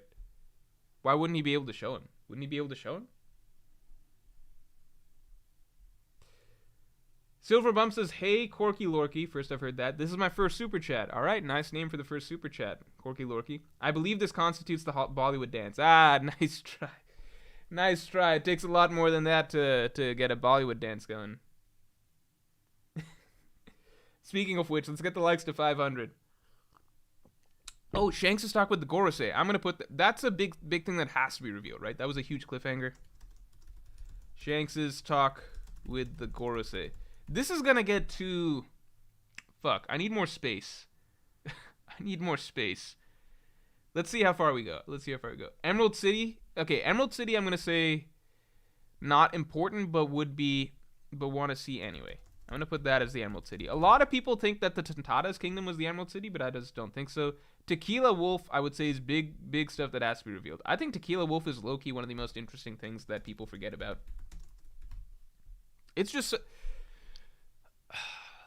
at the time Tequila Wolf was being revealed was just such a... I really still will always believe that Marineford and everything that... If you ask me at what point did I feel... What is the pinnacle of just One Piece, I suppose? I would say it was in the aftermath of Marineford. Not saying that... How do I explain this properly, right? Not saying that post-Marineford is the best arc in One Piece or anything like that, right? Not saying that the writing of post-Marineford was the best. I'm saying that was probably the section of the story that One Piece, in my opinion, to me, felt like it had... It was just the most ingenious, meticulously thought out, but infinitely imaginative story that had everything you could possibly ask for, which was just... because everything was just... It was just firing on all cylinders at that point, right? Again, not saying that arc is the best, but it's just in that... So what had happened is that you've already got these amazing storylines like Enies Lobby and everything like that are just so emotionally powerful and everything like that. And then with Marineford, you really bring in the scale and scope of the epic and the world building and all the possibilities and a sense of seriousness that's finally been added to the story that was never there before, right? Not to say the story wasn't serious before, but just the level if it takes another hit with Ace's death and Whitebeard's death and everything like that. So that aspect of tragedy gets even stronger. And just the idea being planted that this is going to be a huge, vast epic that really takes off from Marineford. So I'd say all the previous arcs really established all of the, amazing friendship themes, Nakama, all the hype shonen stuff, all the tearjerker stuff and everything. And Marineford really puts it into overdrive with the scope of the world, the scope of the story, scope of the mysteries, the stakes of the story with the death of Ace and everything like that, right? So the post-Marineford section was kind of the section where now it feels like everything in One Piece is really blowing up and the story can do no wrong, essentially. And during that section, we're jumping around all across the world, and all of this crazy shit has happened with Marineford, right? And we know a time skip is coming. We kind of get the sense, even before the time skip is announced, we kind of get the sense that something is going to change, right? And we're jumping around all across the world, and Oda's just dropping in more and more weird tidbits of information that we're just like, wait, what the fuck is this? Wait, what the fuck does that mean? What the fuck is that, right? Like, the supernova are all heading somewhere, right? the what do you call Doflamingo was ordered to take out Moria. We're like, wait, what's going on with that? Akainu caught Bonnie and is saying that, oh, something really what do you call so there's a huge deal that you escaped from the world government. We're like, wait, why is that a huge deal? And Bonnie's like, I'll never forgive you people. We're like, what's going on with that, right? And then we're getting random, like, just everywhere you jump, it's a new question mark that's being implanted, right? So Dragon and Ivankov's conversation about what the Revolutionary Army is going to do soon and what's going on with Kuma. She doesn't even know what's going on with Kuma, right? And Tequila Wolf was slipped in there as just another one of those things of why is Robin working on this island of Tequila Wolf, right? I think Tequila Wolf came up earlier than that, but we kind of got to circle back to it during post Marineford. So what I mean is basically, it was just a point in the story where so many threads were being developed and set in the wake of Marineford, right? And it was a very exciting point, not just because all these threads were being planted, but because One Piece is coming off the storyline of Marineford, which in itself was the culmination of many prior plot lines that had been developing in the background, right? So Shanks and Whitebeard, Ace, Blackbeard, all of these little things that were being planted in the background and everything like that, they really came together with Marineford, and they came together in such an effective manner that when you deliver so hard on a setup like that, then all of these other litany of plot lines and threads and everything like that and question marks that you're dropping in the wake of that, the reader is so heavily invested in, like, holy shit, so the story as we know it from Marineford, it really blew up, it's way bigger than we imagined, and now all of this other stuff is being planted as well, and because Marineford delivered so hard, we're really, really, really, really fucking excited to see where all of these other plot threads and mysteries and stuff go, because we've already gotten such an amazing payoff to all of that setup and everything like that, right? And if I were to go one step further, now that I'm on this train of thought, right, which, if I were to go to the controversial follow-up point, which is that I think Wano did a lot in the opposite direction, where Wano, over the course of that arc, it set up a shit ton of plot threads and character threads and plot lines, and for the first time, we really got the sense by the end of the arc. I think Wano is the first time that we got to the sense at the end of a huge arc that a ton of character stuff was not delivered on at all, stuff that was clearly planted and developed over the arc that just didn't lead to anything, plot threads that were forgotten, plot points that were never important, that were for some reason were played up, basically. Just so many things that were set up that never went anywhere, or kind of rushed, or skipped over, or forgotten, or didn't have any sort of impact at the end. Which is why in the newer, I feel like the conversation post-Wano is very different than it was, say, post-Marineford, where because a certain arc played out like that, I see lots more discussion nowadays of, like, that I never used to see before with One Piece, which was like, yeah, it's entirely possible this plot thread doesn't go anywhere, or I wouldn't expect this, or it's entirely possible that doesn't lead to anything, or, you know, Oda's probably not going to have time for that, that'll probably be an SBS, things like that, or like, man, I don't know if that's going to happen, right? So it kind of had the reverse effect, in my opinion, which I don't think enough people talk about, but it is a thing. Or maybe people do talk about it a lot, but I just want to harp on it for a moment. Anyway, let's keep going. Where are we at? What did I miss?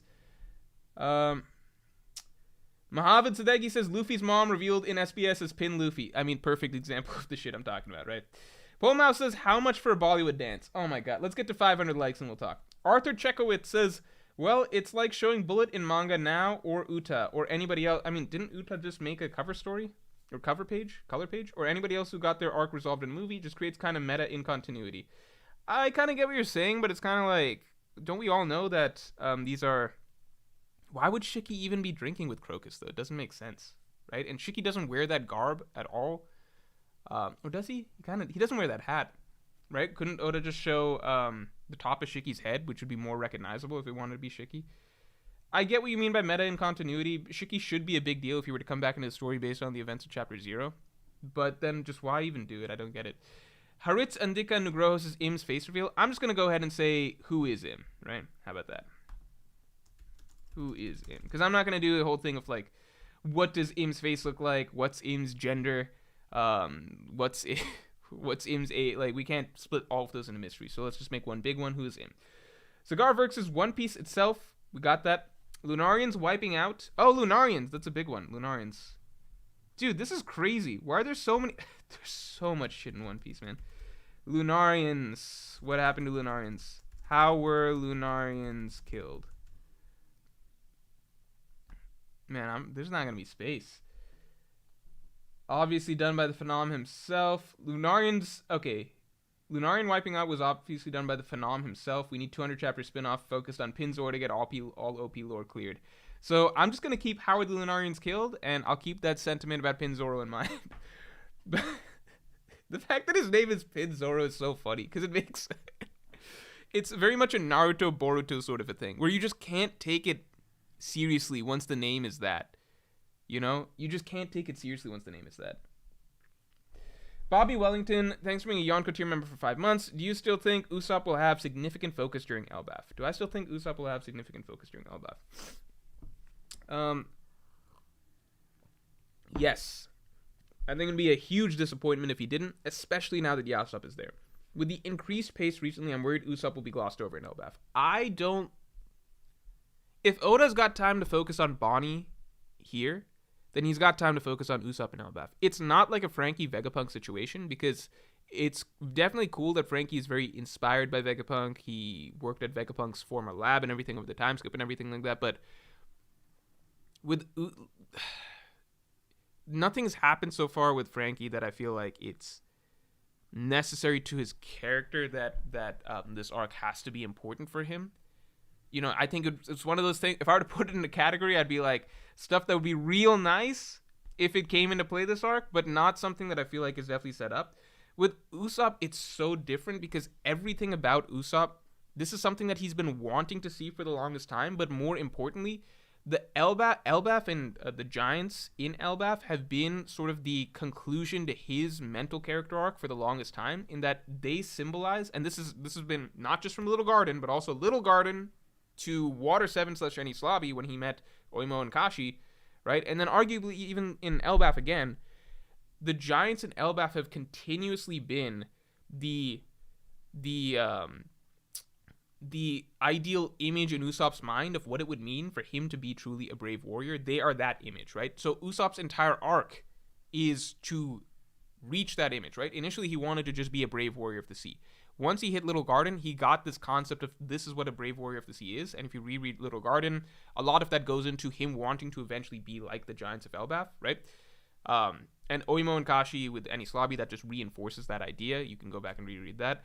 So for Usopp, essentially, right, Elbaf is meant to be as important of a final, I won't say his whole character arc closes there, but whatever happens in terms of his character arc, that is as important of a step for him as growth as a character as Zoro's next, and I suppose final duel with Mihawk, basically, because those are kind of the benchmarks that have been set. You know, these characters have set certain goals for themselves, right? Become a brave warrior of the sea, a strong swordsman, things like that, right? That's not to say their full character ends once they hit those goals, because Oda can do more with them, but the benchmark that is created for the characters there, right? That is, it's the same thing, right? So Elbaf kind of needs to be very important for Usopp, otherwise it's just, at that point, if it's not, then Oda's, I don't know, I can't imagine it not being, you know?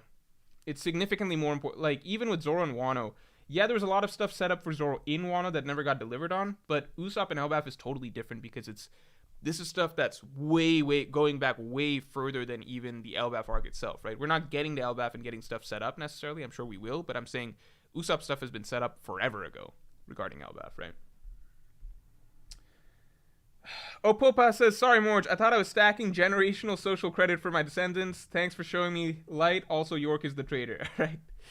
Thanks. Okay, and it sounds like this was a legitimate mistake, I suppose, on some people's parts, which is some people just don't know. You can't blame people for not knowing. It's when people know but still do the wrong thing anyway. You can blame people a little bit for not knowing because it's like, dude, why wouldn't you expect that? But everybody's got to learn at some point, right?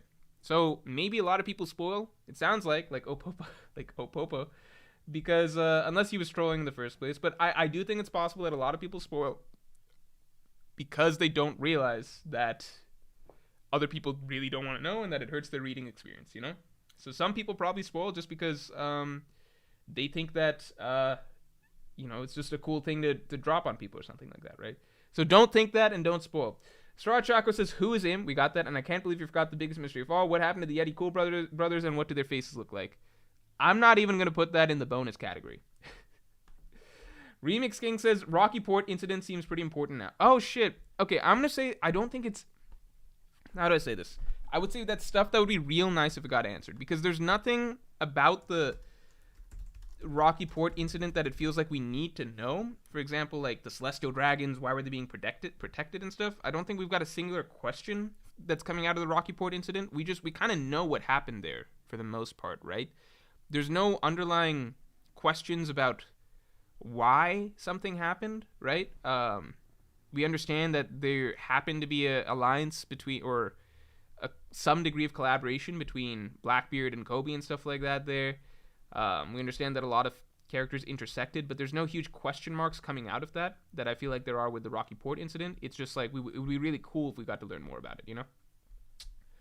All right, let me catch up on all these supers. Hold on. Okay. Uninspired says, will we learn about the nature of the afterlife/soul? So we've got the Brook thing, we got the Big Mom thing, so souls have been brought up multiple times at this point in One Piece with multiple devil fruits related to them. I'm going to say it's not important, but want to see anyway. I don't know if we'll ever get it, because once you really delve into it, it creates this whole mess of possibilities, like, could you resurrect souls? Are we going to see Ace in the afterlife or something like that? Afterlife/souls, what are souls? Okay. Leo Rector says, good evening, Mr. Morj. Thank you for calling me Mr. Morj. I appreciate it, as always. Do you think that this is where Usopp pulls his hero sacrifice, like you said, and that's the big event, letting his Elbaf desire go? You're saying not going to Elbaf? I would really, really, really not like that. I don't think that there's necessarily a huge sacrifice in line needed in Elbaf. If anything, maybe it happens after that arc or something like that. But I think Elbaf would be a huge point for, because I still believe in the possibility of Usopp's death. I strongly believe in it. So I think Usopp needs to close off a lot of things about his character first, right? And then the last thing that would really happen would be a sacrificial death or something. But I think he needs to have completed a lot about it, who he is and his character before that even, right? So that the death thing would just be the final above and beyond step, right? In my opinion. Straw Hat Chakra says, biggest mystery in One Piece is how the raid didn't fail. We're not going to put that on the thing, but I agree. Tala Jahan says, I can't think of how Zoro versus Mihawk can have tension. I don't think... I mean, look, it's one of those things where it's not a... I've always said this, right? Tension is not about whether or not you know how the outcome is going to go. Tension is generally... Because at the end of the day, look, we know Luffy's going to beat Arlong. We know that Luffy's going to beat Lucci at the end of the day. A lot of tension comes from... I mean, most of tension comes from how the author gets you there and the tone that is established during the conflict. Tone that is established during the conflict through the attitudes and emotions of the characters, right? So what he's making the characters go through to get to that victory that we know is coming. And a lot of that is also comes down to kind of the setbacks that the character experiences along the way, right? So, for example, if you got Luffy versus Lucci, yeah, we knew at the start of that fight that, okay, Luffy's 90% chance this is for him to win, right? But over the course of that fight, it has a lot of ups and downs and emotional ups and downs for Luffy, right? And the way that their dialogue develops, the way that Luffy's attitude develops to become more and more serious, more and more... I mean, there's no goofy side of Luffy at all at any point during the Lucci fight. He becomes more and more desperate, more and more angry over the course of that fight. And he gets set back quite often over the course of that fight, basically. Like, he's down and out multiple times. And I think particularly the final time where...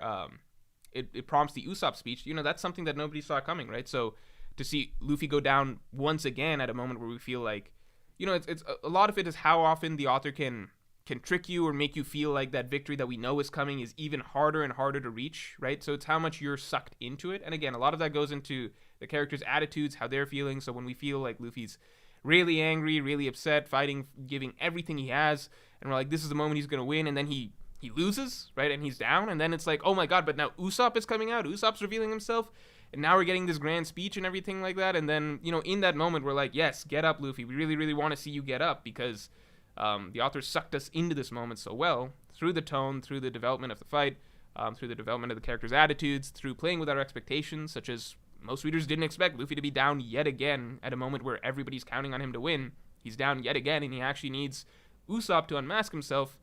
That in itself is a fairly big twist and give a big speech, and only after that Luffy's able to get back in the fight, and he takes one more Rokugan and nearly falls down yet again for good measure, which makes that final, staying up and jet gatling thing all the more dramatic. So, long-winded way of saying basically that tension is not, it's never about whether or not the character is going to win. I mean, that's a part of it that can help, right? But a lot of it is basically what is put into the fight emotionally and the kind of the journey that the author takes you on and playing with your expectations over the course of the fight, right? So I think that there's a ton of potential in Zoro versus Mihawk in that. At the end of the day, it's not going to be something like Enies Lobby because it's going to be a personal duel, right? And a personal duel, we know Zoro's not going to die, right? We know that the consequences or what's at stake is really just a personal thing, right? It's between the two of them. It's not as though the entire crew's fate is at stake or anything like that. So I think a lot of the tension will just have to come through how well Oda pulls out the ups and downs of that fight, how well Zoro's inner monologues and things like that come out. I mean, compare it to Zoro versus Mr. One. How about that? Compared to Zoro versus Mr. One. Did we know Zoro was going to beat Mr. One and figure out how to cut steel by the end of that fight? Yes. Did that not make it any less exciting to see over the course of the fight, for the first time Zoro's completely unable to do jack shit to this guy, right? He does everything he possibly can. He can't do jack shit. We're seeing blood loss over and over again. We're getting these internal monologues, these flashbacks. Zoro's trying new things. He's throwing a building, throwing out new moves we haven't seen before. They're not working. Then he's taking more and more damage that we don't expect. And then we're like, okay, he's probably going to get him now. And then he just gets cut anyway, and the entire pillar and everything's falling on him. And then the surprise of seeing Zoro just standing, experiencing this weird Zen state and everything like that, this breath of all things, capping it off with an Itorio move rather than a Santori move of everything, like of all things. So, you could say that we know what's going to happen at the end of a fight, but it's the journey. The journey, what the character experiences, the thoughts that are going through their head, the attitude they have, the suffering that they go through, the setups, in terms of very often feeling like, okay, the character's about to have a breakthrough, and then they don't have a breakthrough, then a setback happens, things like that, right? Tom says, how do the Straw Hats put up with Jinbei's stench? Hey, that is racist. We don't tolerate that type of talk here. And if anything, Jinbei probably enjoys the water a lot more than the Straw Hats, because as far as we know, I think like Luffy and Zoro shower like once a week, which is terrible. Arthur Chekowitz says, Shiki was briefly shown in Wano as one of the faces the old hag touched, so it seems there's a connection, the same color scheme plus Wano Straw Hat. Wait a second, so then why is it okay to show Shiki in those contexts, but we're saying that, showing him in a cover story would break immersion or something like that, or it would fuck with continuity, right? So, I don't know, I think that character's not Shiki, right? And also, just why would Shiki be drinking with Crocus? It's just so random. Tall midget... but you're saying that there's a... I get it. You're saying that Shiki was wearing Wano garb there, so therefore he might have been wearing that to talk with Crocus. But then again, my question... I think that's a good explanation and good reason. I agree with that. But, why is Shiki... Why is Shiki talking to Crocus? Tall Midget Cuck Jesus says, to put it into perspective, that would be... Shiki talking to Crocus would be very similar to, I suppose... The closest thing I could think of would be like 20 years down the line, I don't know, like Kid is randomly sharing a drink with Chopper. Why? Why would that happen? Is Kid even the best example? Yeah, I guess Kid is having a drink with Chopper. I think that's the closest thing I could think of, to be honest. Tall Midget Cuck Jesus says, the statue of Verth in Skypiea depicts Emu. I saw this floating around on Twitter recently. What do you call? I just don't think that that's him. I don't think that that's him. But it would be cool if it's him. Also, a lot of people have filler words. Yours is and stuff like that. It's amusing once you realize. That's funny. I mean, I think I'm aware of some of my filler phrases, so... It's not even filler phrases. I think part of it is that because I'm the only one talking, right? So in real life, a lot of this is cut down a little bit, but I'd say significantly. But because I'm streaming, I'm the only one talking. So I do feel a bit more of a need to always be filling just space with dialogue, or not dialogue, right? It's all monologue. It's all monologue by definition, right? And that's one of the other things, right? I'm ending a lot of phrases with right, if that makes sense, things like that. Partly because I have nobody to fucking talk to. I don't have a face to see or interact with. So for me, basically, part of it is just a little more filler phrases and things like that tend to come into play because it just feels as though I need to round out dialogue with some extra little bits and things like that. And there I go, sing and stuff like that. But yeah, that's just a consequence, I suppose, of maybe it's a habit that I'll kick over time, but I've been streaming for a long time, so that hasn't changed, I guess. John678 says, I swear to God, if you don't put where Scopper Gaban is in the left column, I'll spoil 1079 right now. Alright, everyone watch out for his comment, but I'm gonna put stuff that would be real nice if it's answered. No, I'm gonna put that in not important but want to see anyway, because Scopper Gaban, it's why is it important at all that we see him, right? Just because he's a named character on the Straw Hats crew, or the Roger Pirates crew. Martin Castro says, Meta Mysteries. Who will receive the eye patch? Oh, that's a good point. Meta Mysteries. I didn't think about that. I'm not going to put that as a mystery, but that's a good point. What was the point of the Gaimon chapter? What was the point of the Gaimon chapter? I have a full video on that, actually. It's one of my earliest videos, but it doesn't really fit anywhere here. I think the Gaimon chapter was heavy foreshadowing for the end of the story, personally. Who will receive the immortality surgery? Again, Chekhov's gun type thing. We can't put it anywhere, but I like the questions Martin Castro brought up. Those are some good ones. Those are some really good. Again, yeah, meta mysteries is the right phrase, right? Okay.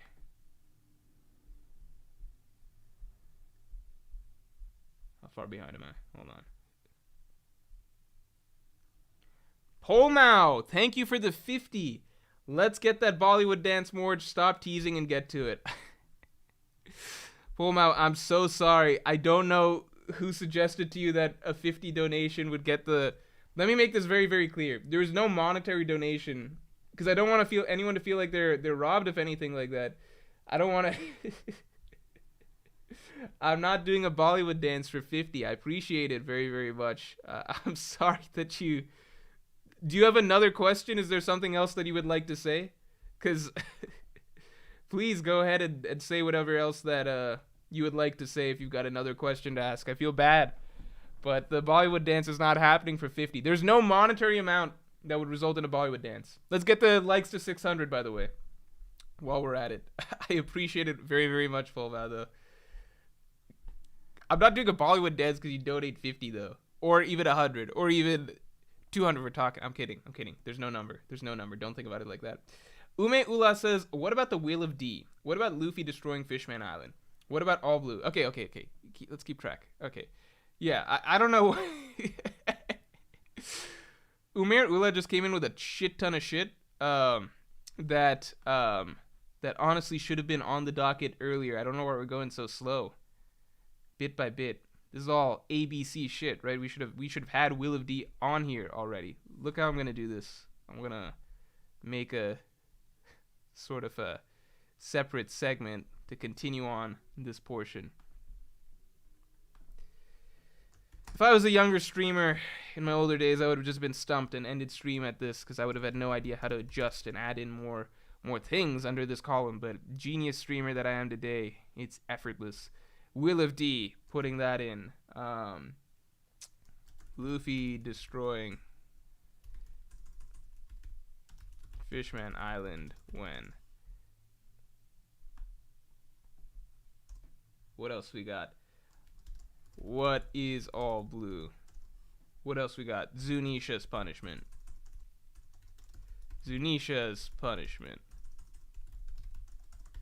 Joy Boy. Who is Joy Boy? Okay.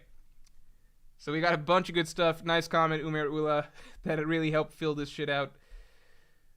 Haritas Andika Nugroho says Zunisha's crime. We got that. Fishman Island's destruction. We got that. You're just a little behind, Umer Ula. Beam of light that destroys Lucia. Yes, that's a big one. We really need that. How funny would it be if that one's never revealed? How was Lucia Kingdom destroyed? We don't really know. How was Lucia What destroyed Lucia? This is crazy. I'm actually excited to look through because I've just been jotting things down. I haven't taken a moment to fully appreciate the the breadth of everything that is still left in One Piece. This is so, because imagine if One Piece is, I don't know, 150 more chapters, right? I personally think that's lowballing it, but you never know, right? Let's say it's 150 more chapters, right? Imagine all of this stuff being answered, like, all of the stuff being answered in that span is just going to be insane. The density of reveals, you know?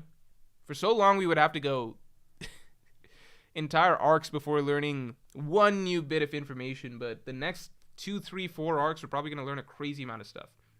Christian Braza says, do mermaids poop? Not putting that. The Noah. Noah's important. I agree. Noah. The Neptunian Sovereign's Prophecy. Okay, yeah, the prophecy. Yeah, that's of course important. I didn't you called them Neptunians, so I got confused. Someone's a Viz reader here. Sea King's Prophecy of Sovereigns.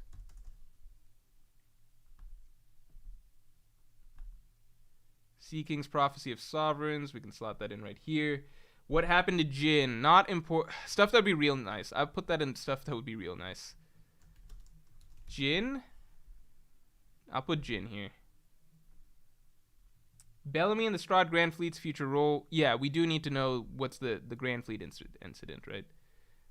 That's a must-see. Grand Fleet incident. Have I mentioned this before? One of my favorite I think I've talked about this before. Loki, one of my favorite panels. One of my favorite panels and one of my favorite I think my favorite cover story page ever is Bellamy standing in front of all of those flags on that island of flags. That's a really, really cool image. Kid Smitty 94 says Uruge's Purpose and Logia Awakenings. Logia Awakenings, I'm going to put here, this might sound crazy. Logia Awakenings goes here. Logia Awakenings would be real nice if it gets answered. You might say, don't Logia Awakenings have to be answered? No, because if the Beast Pirates never showed their awakenings, right? Kaido never showed his awakening. It's entirely fucking possible that Oda never shows us a Logia Awakening. We could get to the end of Luffy versus Akainu with Akainu never having broken out awakenings. Maybe Oda knows what it is, just never feels like putting it to paper.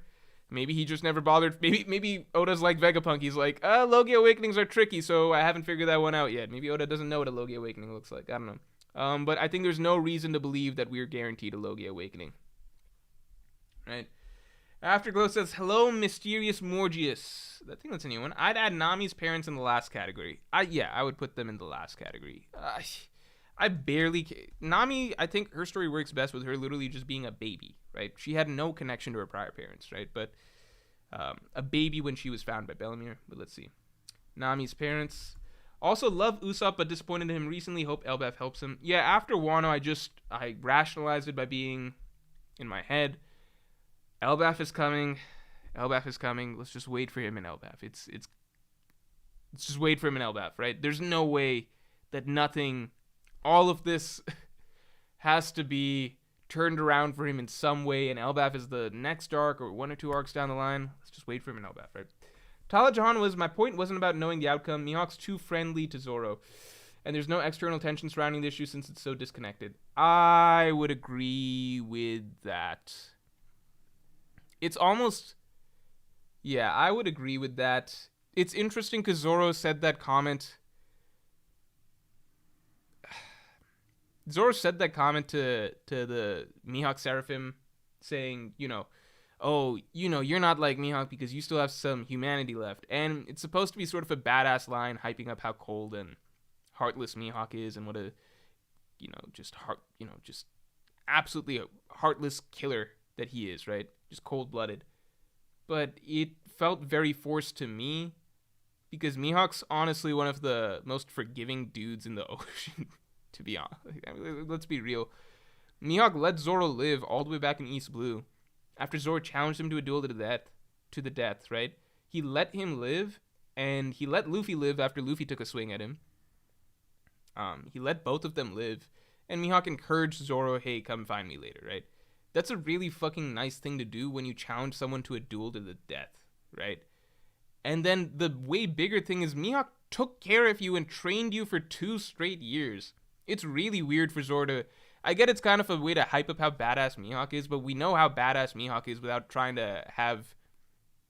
You know, you don't have to lie about... We already seen enough of his character. We know what his character is actually like to know that a line like that about Mihawk not having humanity is just... it rings a little hollow and seems a little forced, because Mihawk trained Zoro for 2 years. The relationship is very, very close. It has to be very, very close at this point. It's the same as Luffy and Rayleigh's relationship, right? You could say it's probably harsher because Mihawk took Zoro's eye, so it was more of a... You know, their dynamic was obviously much more intense, right? But he's still his fucking sensei, and Mihawk trained him for 2 years with zero incentive to do so at all. Mihawk gets absolutely nothing out of it. He didn't just train him. Zoro got to stay at his island and enjoy his hospitality for 2 straight years. Mihawk's just... It's impossible to look at Mihawk as actually a bad...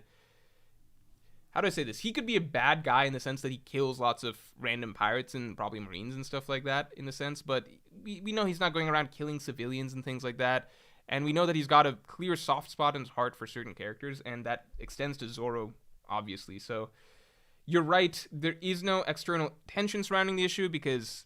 There's no stakes to it outside of their personal duel. And personally, I mean, they've already had duels plenty of times, probably on the islands, or lost an eye once. Yeah, there's just not going to be hate between those characters in any sense. So I get that. But let's see how it is, because at the end of the day, a cool fight can just be a cool fight. You know what I mean? There doesn't need to be... It would be really nice if there was some way to add tension to it. But... Yeah, I think a cool fight can ultimately often just be a cool fight. It's... If... I don't know. Yeah, I think that's fine. Silver Bum says, we want to see you shake your hips, Corky Lorky Borky. Hold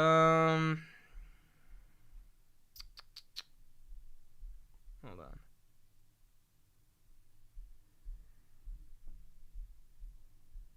Am I behind a little bit? Hold on. Let me refresh the secret page where I can see all the supers. Okay.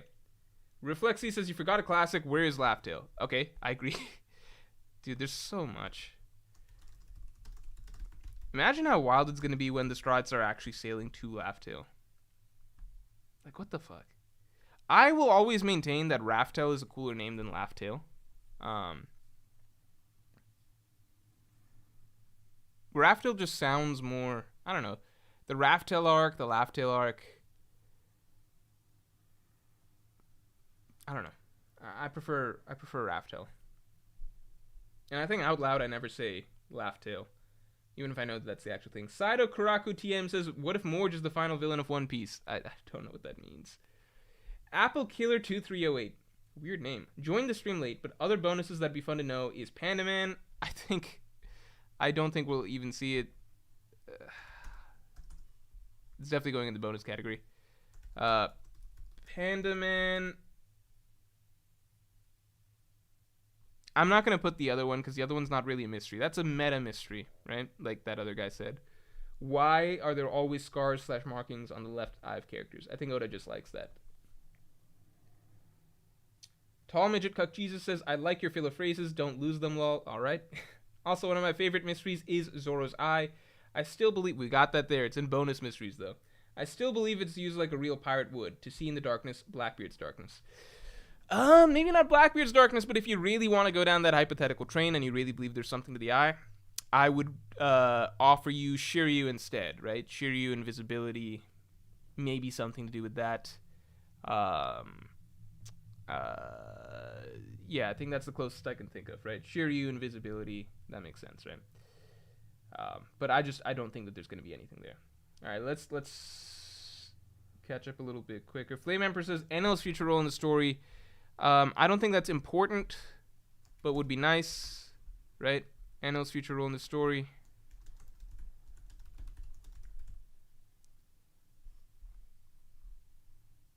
Yeah, okay. We're getting tight on space here. I might need to erase and redraw some lines in a second, too. All right, next to a related. Where is... Wait, what is it? Where is Mrs. Morj? Leftmost category. Big stuff that has to be revealed. Leo Recto's also asking, hello, real quick. How did you get the Mr. epithet? So I get, okay, that one I feel like I've explained before, but maybe not recently. It's funny how YouTube channel names don't. So my initial plan was just to be named Morj, right? Morj is, I can't do Morj as the YouTube channel name because that is already taken, all right? So I can't do Morj. So I was like, okay, I'm going to be Morj Man. That was my next pick. I'm going to be Morj Man. So many of you may not know, but mine, yeah, initially it was just going to be Morj Man. Morj Man was also weirdly taken. So then I was like, okay, fuck it. Let's just add a Mr. at the beginning. Mr. Morj Man. I didn't like the Mr. I thought the Mr. was weird. So I was like, Mr. Morj Man. Sounds weird, but whatever. Then, so many of you may not know this, but initially my YouTube channel name was Mr. Morj Man. That was the full name. You never, lots of times viewers will just shorten your name. You will realize what, you don't get to pick what viewers call you, basically, right after a little bit, right? So, my name was long, it was Mr. Morj Man, and then I noticed after a bit that most people were either just saying, nobody said the man part. People were just like Mr. Morj. That was the common thing that people kind of just seemed to like. I guess just the intuitive way to comment about my name, I suppose. So that's just what I saw. Most people in YouTube comments were saying, Mr. Morj, what do you think this? Mr. Morj that. So that just became, I realized after a bit that, okay, even though initially it was supposed to be Morj Man, and the Mr. was just an add-on part just to fucking get something that isn't already taken or whatever. It was just something I threw in. That's the most generic thing I could throw in, Mr. But that became the more catchy part of my name, I suppose. So that's interesting. Obviously, a lot of people just say Morj, but usually it's a mix between Mr. Morj or Morj, right? And so after a little while, I was able to change the channel name because you can do that after a point, and now it's just Mr. Morj because I realized nobody thinks of. I think a lot of people don't even know that the full name was Mr. Morj Man, Virgil Hawkins says, if the One Piece isn't on Laugh Tale, how will Luffy react? I mean, I feel like Luffy could have a very similar reaction to Roger, right? Amber229 says, voice of all things. That goes into big stuff that has to be revealed.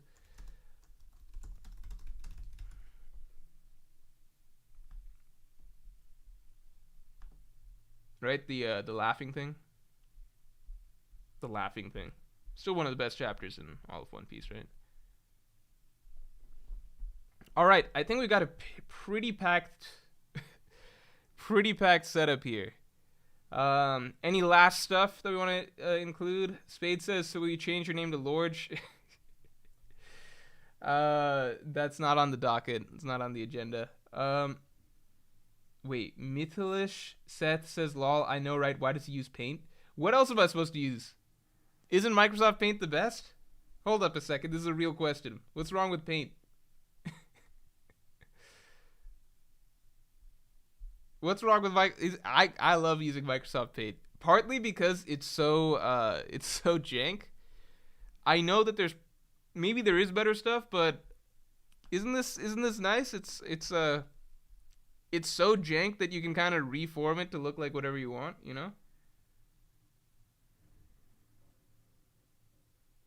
AJ says, what will be Blackbeard's third fruit? So that's not an established mystery, so we can't roll with that. Black Blades, that's not a mystery. We already learned about that. Name of the Ancient Kingdom. We have to learn about that.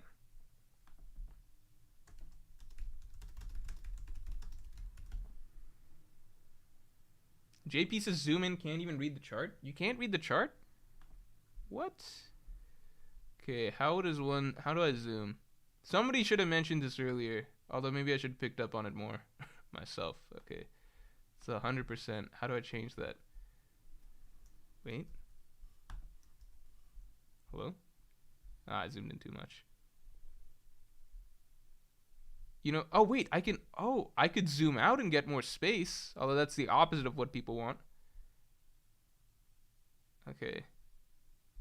I'm not gonna zoom in any further. Cause this is. How do I change this? Why is it not letting me change it? Full screen. No! No, that's not as good. Wait. Unless. This is what we got.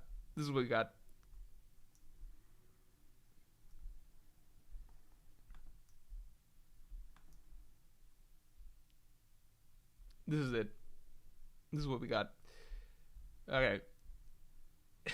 Daniel says, do you think Laughtail had an original name since it was revealed by the Roger Pirates named it? Yes, it has to, because it's most likely it's the name of the ancient kingdom. 8baller 10 says, I'm watching you on an 80-inch TV. Do people watch streams on TV? I always thought it was like a laptop or a phone thing. That's cool. So I'm on an 80-inch TV right now somewhere. All right. Alt F4. Nah, I'm not Alt. Fuck off. Wade Turner asking, when will Caribou become a Straw Hat? The Black Blades. Don't we already know about the Black Blades?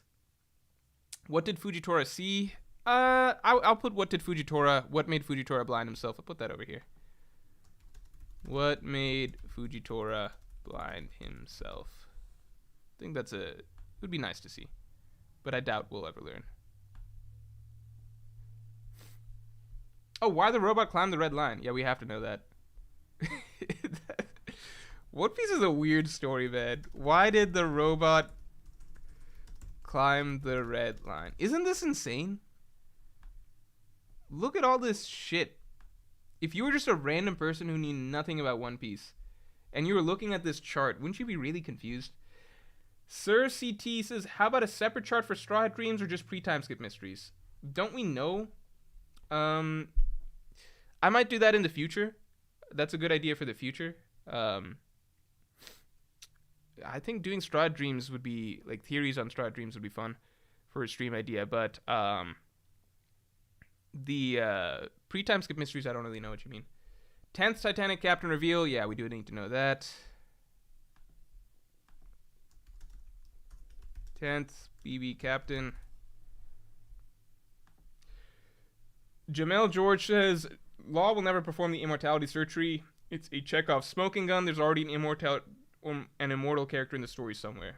I would agree with that if it wasn't for the fact that the idea was planted that the user has to die to do it, because that seems as though just meeting an immortal character wouldn't do it. I think the sacrifice part is the real part that seems significant. Otherwise, why write it in?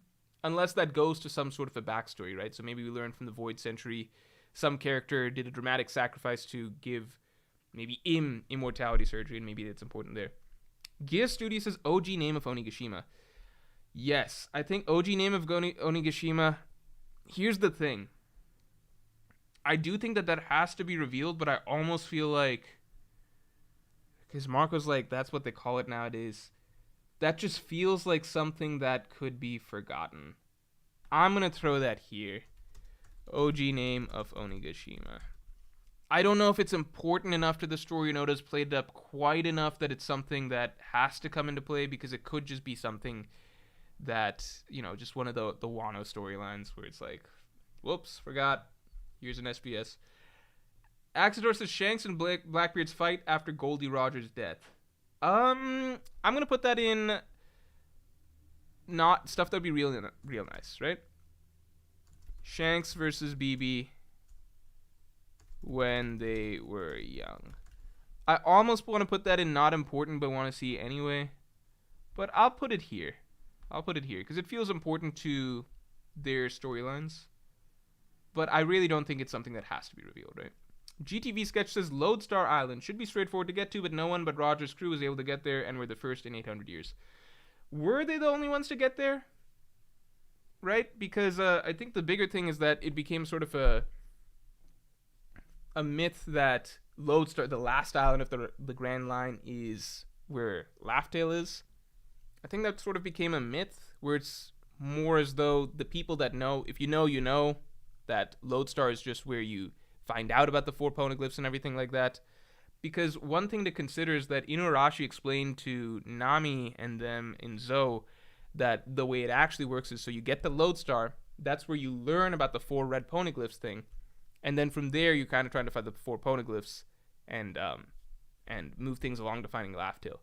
So because there's several characters, so Kaido and Big Mom, right, who are currently on the Road Poneglyph quest, would it not stand to reason that they were also able to make it to Lodestar Island, learn about the Road Poneglyph thing, and then start trying to find Laughtail? Because, yeah, it seems more like the idea that Laughdale's the final island on the Grand Line was something that was that's believed by pirates earlier on, and then we kind of get a amendment to that understanding post time skip with Zoe, with Inuarashi explaining the actual way that the quest works, and that Laughdale is the final island, but it's the final island not geographically necessarily, but just in the sense that it's the last one that anyone can find, you know. Isaac Safe says, is Robin still pure? She passed... Is Robin still pure? She passed around. I'm sorry, it's just the way that this is written, which is so... it's kind of sloppy. Is Robin still pure? There's no caps or anything like that. She passed around by crime Orga. So it's not even a full sentence.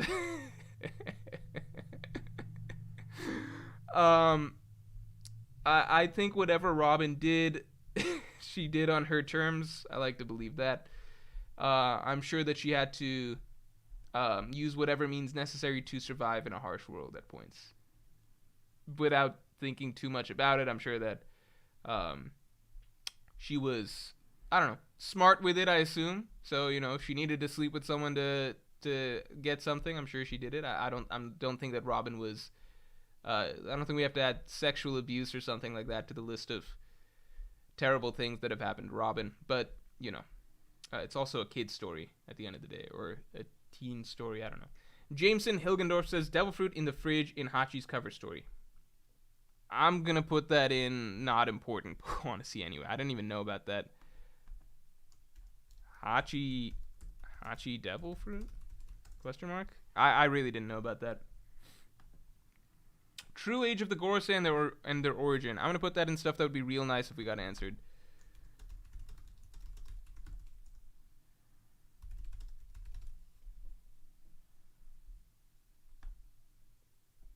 Okay. Why was Wano called the land of gold? Does anyone have a better answer for that? Because I feel like that might be something we... Did we kind of learn something about that?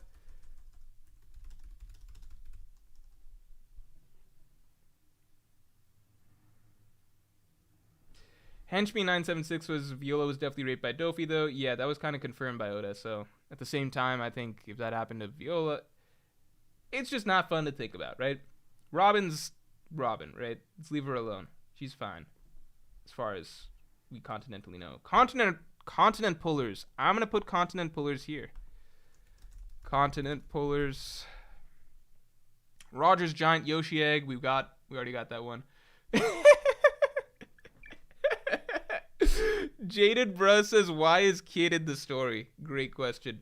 Marijua secret. We do need that answered, I'm pretty sure.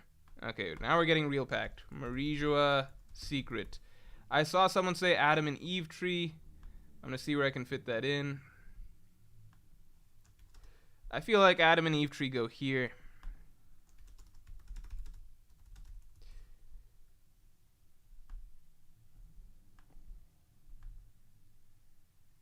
All right, let me see. Is there any things that I'm missing? The blue hockey of Arlong, that's not a thing. Power source of the robot. I'm gonna say Vegapunk's power source. Vegapunk power source / robot source. Hidden Island has a very good theory on that. Go check it out. Is Hidden Island in chat? Go check out Hidden Island's theory on that. He's got a great theory on that. One that I at least really like. We had him on stream and he talked about it. Adam, what do we got? Shanks passed. Weevil. I'm going to throw Weevil in here. Weevil.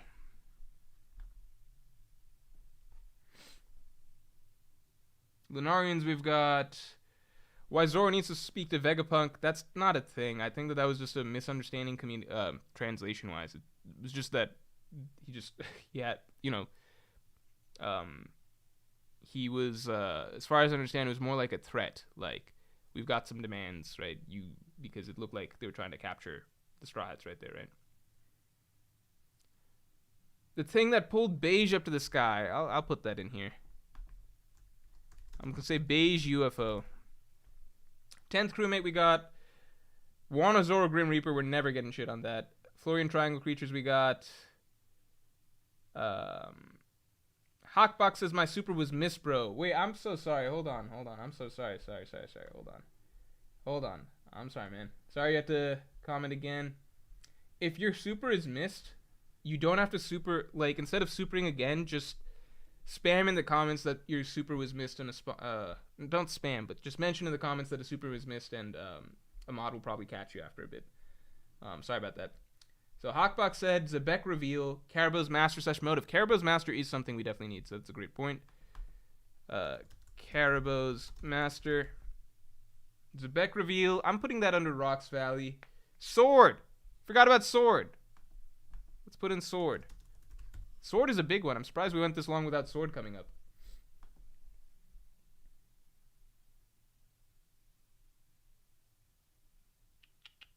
Yamato's mom, I'm going to say not important, but want to see anyway.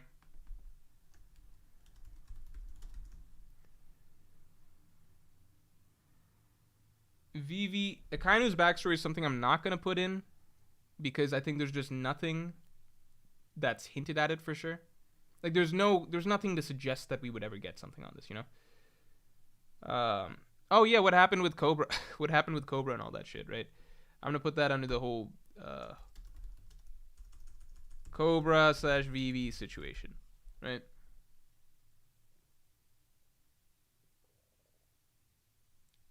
Dragon, I think we've got Dragon's Pass and everything like that. Okay, I think we are close to done. Opie says, I love how the has to is completely one-siding the others. Yeah, because it's just naturally what it is, right? There are these many mysteries that are definitely in the story. Then there's a lot of things that are fringe, almost in that category, and then this is shit that like we think would be cool to see. I think just naturally that's the way it would go, right? Because the line for what a mystery is, it's pretty concrete. It's just that there's a few things that fall in the gray area, right? That we would put in these two other categories. JP says, just put Dragon, everything about that man, but on a related note, lack of presence of Luffy's mom / grandmom has always been sus. So we've got that here somewhere. Do we not have Dragon? Fuck. Do we not have Dragon at all? Luffy's mom story. I'm going to put right here. And Dragon stuff.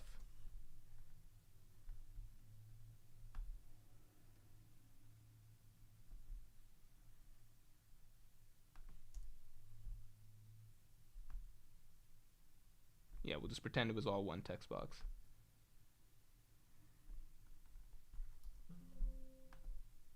It looks like one text box. Okay, good enough. Rocky Port incident we got in there. OG3 says, will Sanji lose his virginity? So my personal belief is that if you go back and look at pre-time skip One Piece, like, people forget this. Sanji was actually, he was legitimately a ladies' man pre-time skip. Name says, what is the One Piece / story that made Roger laugh? That's true. What made Roger laugh? Well, what is One Piece? That's basically what it is, right? But if you go to like Sanji's origin story stuff, right? Like the beginning of Baratier.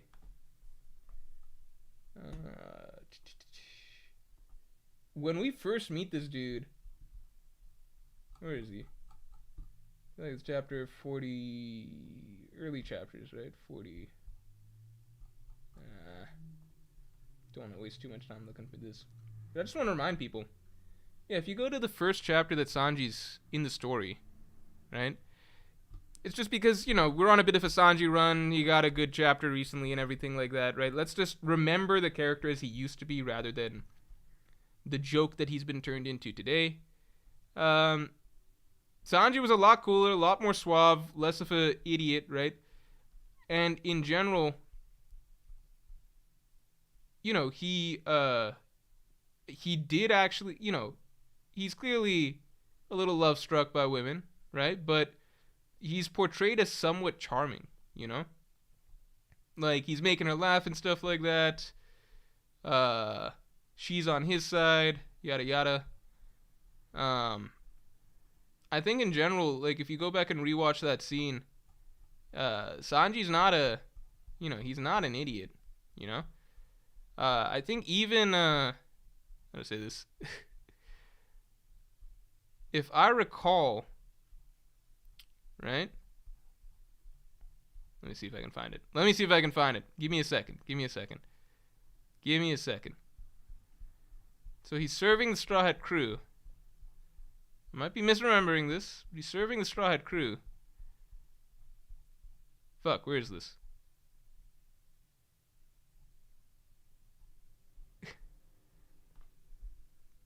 I mean, like, yeah, in general, he is, like, a suave waiter, at least with most ladies and stuff like that, right?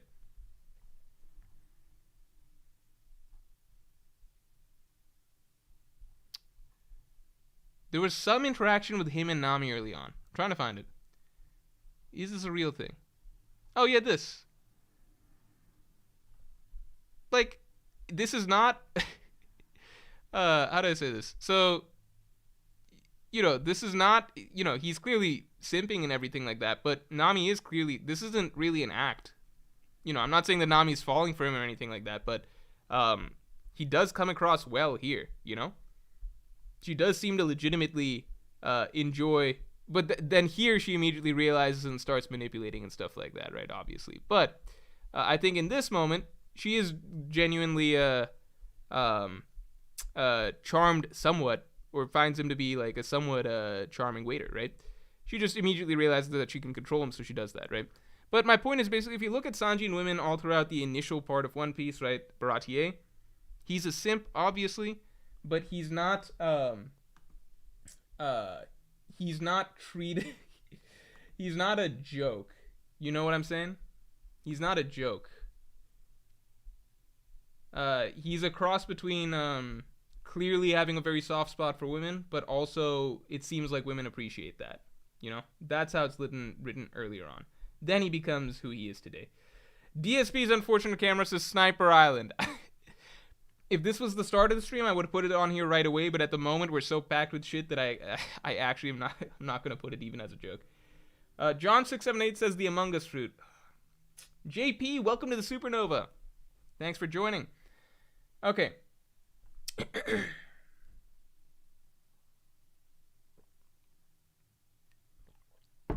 All right. Trundle says Whiskey Peak girls liked him too, didn't they? That was actually all to kill the Straw Hats, so we can't put any stock in that. All right, guys. I think we got a pretty good situation. Let me give it a few more minutes to see if we got anything else, and after that, I kind of just want to read through the crazy layout of everything that we got here, especially because apparently this chart is too small for some of you guys. Apologies, it's just the way it is, and there's no way to zoom it. It's just not the way Microsoft Paint works. It's just not the way it works. Remix King with a good point. Morj, you got to save this list so you come back in a year to update it with what was answered and what new questions came up. I'm gonna make Remix King. I'm gonna make you a mod. Should have done this earlier, but you've been a consistent presence in the streams for better or worse. Let me also add, right? So. Come back in a year to update it with what was answered and what new questions came up. That's a good idea.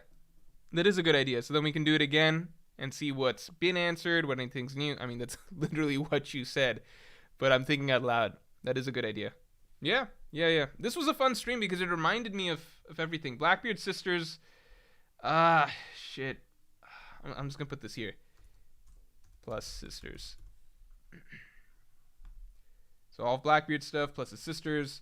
Trinity of the Phoenix says Oda definitely flanderized Sanji. Yeah, and it's one of those things where, what's funny is that I feel like Zoro got flanderized as well.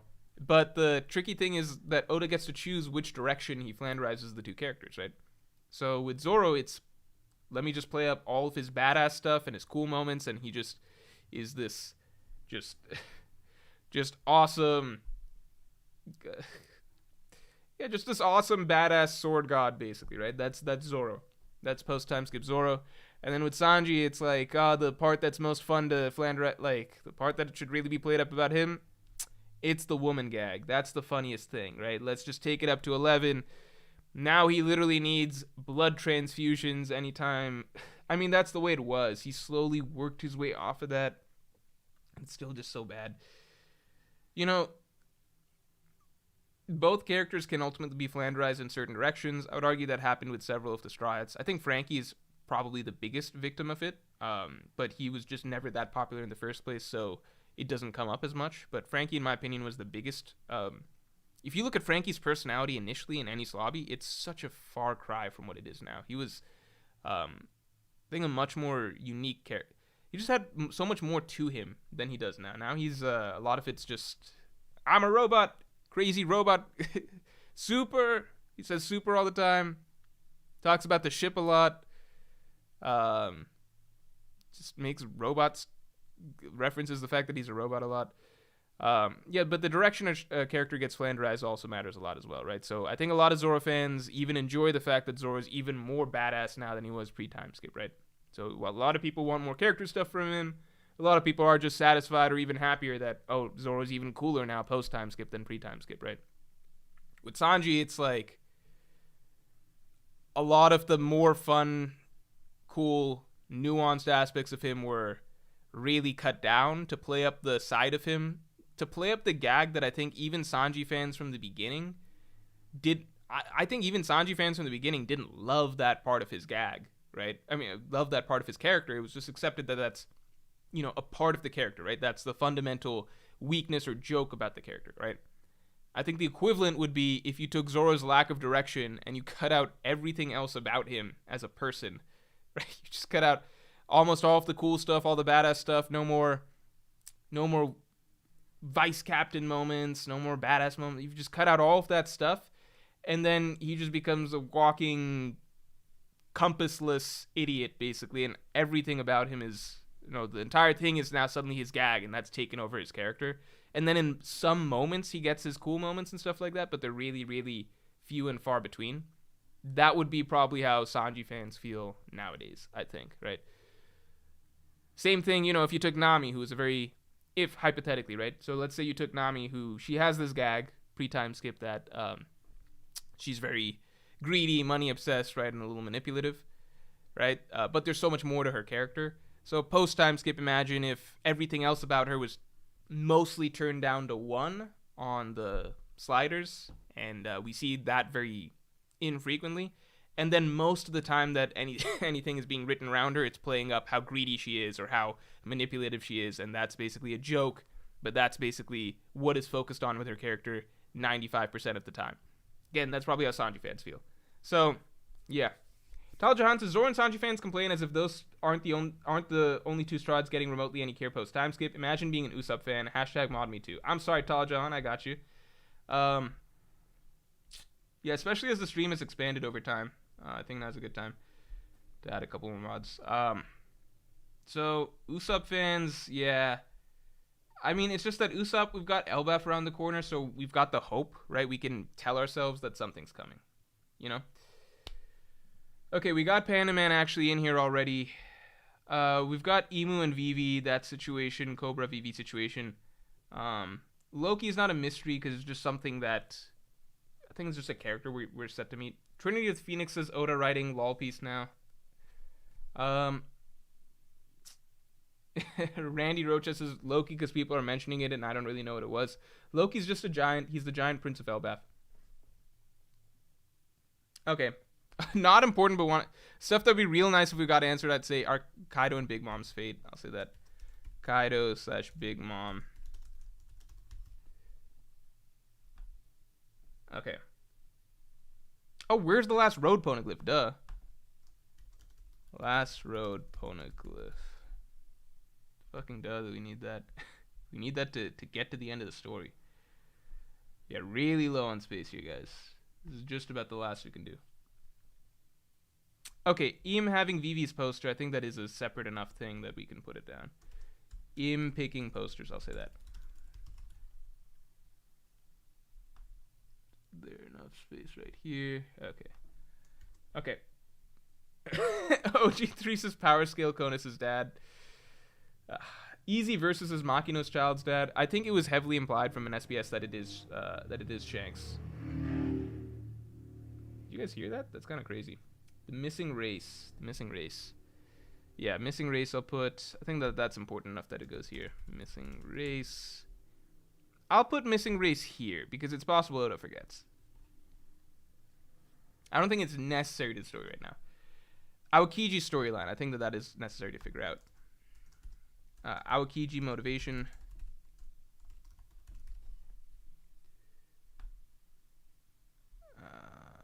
that here. Joe Mama says Morj's thoughts on Fortnite. Played it a couple times. I see the appeal, but I still think it's dumb because it's, I don't know, the culture around it, I suppose, right? But I definitely see the appeal having played it a couple times. If I was good at shooters, it's one of those things where, because I only played it at a friend's thing. What's funny is that Fortnite, I really do get it just because I'm not good at shooters, right? I've never played shooters growing up. So I played it on a friend's thing, and I didn't even do that bad because you can kind of just accidentally survive. I didn't do well, but you can kind of just accidentally survive for a bit, just through sheer chance. Obviously, I would never have gotten to one of the, higher percentiles of people, basically. But if I just tried it a couple times, I'm like, oh, this is kind of cool. And then, you could kind of run away a little bit or avoid or hope somebody gets picked off. It's cool. I think the concept is definitely a cool concept. It's just that, it's definitely a cool concept for a game. It's just that the way that the culture around it developed and Fortnite kids and all of that stuff, it really hurts. And Fortnite dances and all of the meme stuff, I think it really hurts the my view of it, right? So it's a bias that's outside of what the game actually is, right? So I can't really fairly give an opinion on it. All right. I think we're pretty much good. Where's Spandom? Why Oda likes melons? Kuma flashback. We've got everything, I think. We've got everything, right? Shanks' family. I'm going to leave this. Okay. Realistically, we're too packed to add anything else, right? Realistically, we're too packed to add anything else, right? And I think we got pretty much everything. All right? So, let's talk about this. Let's look at our final list before I call stream. Boo Boo says Morj should play Guilty Gear. I'll say this real quick. When does Street Fighter 6 come out? Comes out fall? Am I crazy? Comes out in June. Right? So not too far from now. Right? A couple months, give or take. Right? 2.5. Leo Rector says, is the climb to mod even harder than Pirate King? Yeah, yes, it is. Tal Jahan's been here forever, right? It's just... I'm trying to really limit the number of mods because I do feel like we've got a good number of mods, but the stream has been expanding, so a couple new people. Don't think about mod. Leave mod alone, all right? Just, if it happens, it happens, all right? Climb to mod is very difficult at this point, right? Just because it's become pretty saturated. There was a time where pretty much anyone could become a mod. There was a time when the stream was really getting started, and I didn't stream that often, that I would just be like, oh, shit, I can't remember this character's name from Skypiea. Okay, first person to tell me this character's name from Skypiea, the name of this priest or something like that, I'll make you mod. And then I would see the first person to answer it, and that person would become a mod. Nowadays, it's way better.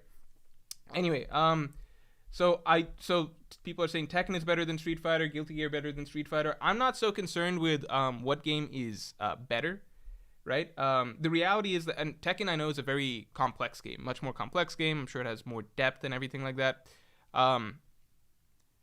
For me, I think I realized that with these type of, I guess traditional fighting games, right? I don't, what I want to fit, right? Just what I feel like playing, because I'm never going to dump in a tremendous amount of competitive time trying to get really good or anything like that.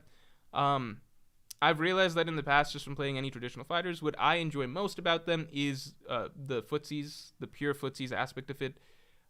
As I understand, stuff like Guilty Gear, stuff like, DBZ fighters and stuff like that, I think that there's a lot more mechanics that go into them. Tekken, same thing. I think there's a lot of more mechanics and ideas that go into them, whereas my understanding is that Street Fighter is relatively simple and purely there's not a lot of flash to it. Relatively simple. You're not calling in, swapping in other characters to do combos or substitutes and things like that, right? And it really is, as far as I understand, it is more focused purely on just basic footsies and things like that. That's my understanding of it, right? I don't know enough about the full range of fighting games, whether or not to say that my perspective is correct, but that is as far as I know. So for me, that's all I really want out of a fighting game at the moment. I don't want to learn something too complicated with a ton of mechanics and everything like that. I don't want to play a game with a lot of substitutions or multi-character picking and everything like that. I understand Street Fighter's not going to have a ton of characters either, which I prefer. Yeah, I think I just kind of want to play a game with really tight footsies and stuff. That's pretty much all I'm looking for. Is that right?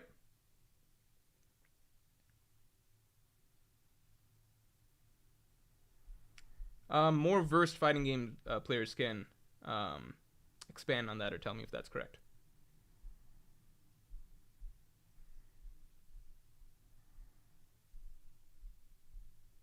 Silver of the Deep says Kaido mentions Yamato's devil fruit wasn't meant for her, so who do you think it is originally meant for? I wouldn't put that as a mystery, but I think it's entirely possible that maybe Beast Pirate members enter the crew and Kaido feeds them devil fruits, and maybe that's why they have a lot of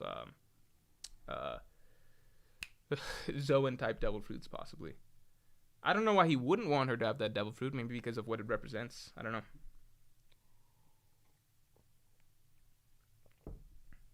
Yeah, I'm not interested in what's the better game, because a lot of it comes down to what are you willing to spend more of your time on. If you guys know, I also play Super Smash. I played Melee once again recently. I think a couple weeks back after I talked about it on stream again. Because sometimes you just talk about it a bit and you get the itch to play. But I'm very rusty at Melee right now. But in general, Melee was the only fighting game. You know, some people still argue it's not a fighting game, or I'm not interested in that. It's the only game that I consider a fighting game that is, in fact, a very... What you can't deny is that it is a very technically demanding and complex game, because Melee's just got so much shit to it, right? So for me, I'm not interested in picking up another game that's a multiplayer game that is very demanding, right? So again, Street Fighter I like is the opposite in a sense, because I get to play just focused on, I suppose, more fundamentals than anything else, and that's just what I kind of care about doing at the moment. Callie D. Sullivan says, I deserve mod for my quality assurance and skill set. I'm the one who pointed out your bookshelf was backwards. Yeah, and I had to get rid of the whole thing. So thanks a lot, you cost me a bookshelf. I had to ban you for that.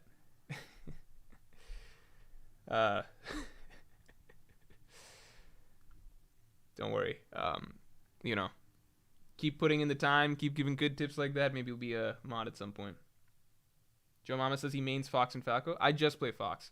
I played Falco for fun sometimes, but I just play Fox. Fox is the only character I have that's decent.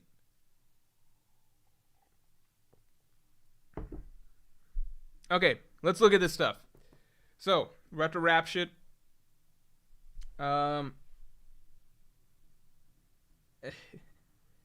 Yeah, let's wrap shit up. So this is honestly kind of insane, right? This is honestly pretty insane.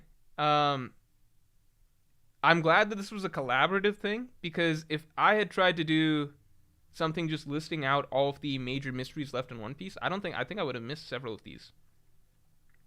So let's look at this, because we've got, how many chapters do people think we've got left in One Piece? 150, 200, somewhere around that. 150 to 200, somewhere in that range.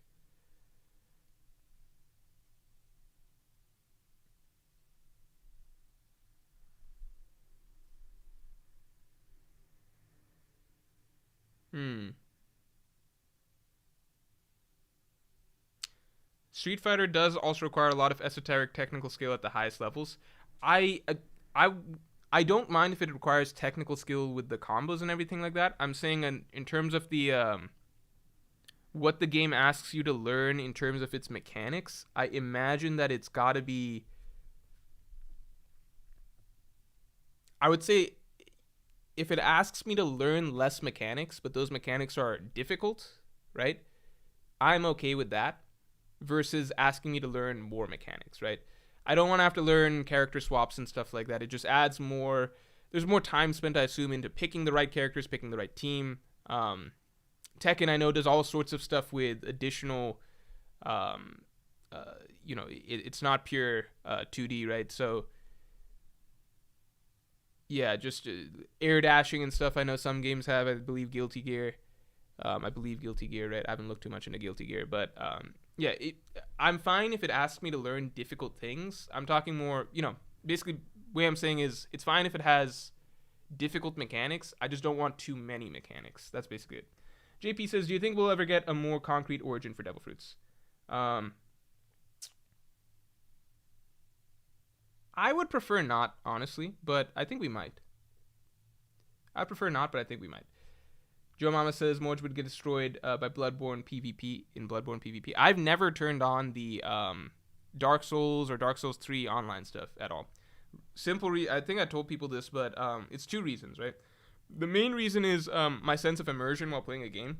I just want to be in the single player. Like, I just want to feel as though I'm traversing this world, this universe that exists. I want to give into a fantasy world that kind of is taken away from me when I just see evidence of other literal human beings running around in this space that I view as my space, right? That I'm getting to, traverse. Seeing random players' messages and shit. I don't know. It would just throw off the whole experience for me personally. And then the bigger thing is that it opens the door for invasions and stuff like that and having to fight other players. I really don't want that because for me, as soon as a PvP aspect becomes a thing in a game, I'm just inherently going to care more about that than the PvE. I will become more obsessed with that part of it, right? I'll become more it's just going to be too much of a distraction because at the end of the day, for me personally, right, this is just the way my brain works, right? The computer generated AI obstacles that you have to eventually fight, right? Like recently I had to fight Pontiff Suleiman, and then the last boss I beat yesterday was the Dancer, right, of Boreal Valley. Those are hard challenges for me, right? Those will become shoved off to the side as basically I will just become more obsessed with trying to get good at PvP, and I just won't value the AI challenges as much as I don't know why. I just know that that's kind of just the way that my brain works, right? Because if somebody comes in and I fight them and I lose to them, that's what's gonna be in my head. It's not gonna be like, okay, just take it, move on, go fight, go take another run at Pontiff or whatever.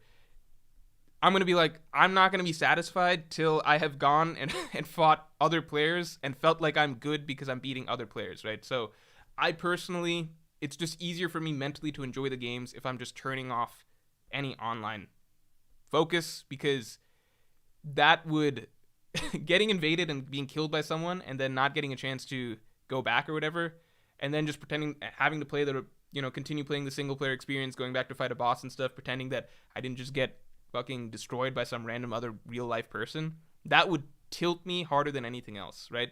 So it's complicated. When I'm playing an online game that's supposed to be online, right, like Melee or something like that, no, I don't really get tilted like that because I know I'm playing other people. Some people are going to be better, some people are going to be worse, etc. And I'm playing I'm signing up for the PvP experience, right? If I'm signing up for PvE, but then other people are coming in to fuck with me, then I'm gonna place more value on getting good at beating other people than I am at playing the actual game. And I want to just be able to immerse myself in playing the actual game. That's just my that's the other part of it, basically. So overall, it's immersion, right? Overall, it's immersion. I want it to feel like I'm just in the fantasy world enjoying it. And then second, I don't want to have to deal with the mental distraction of wanting to go fight other people versus fight bosses and stuff. Jolly D Joestar says, remember oof. Okay.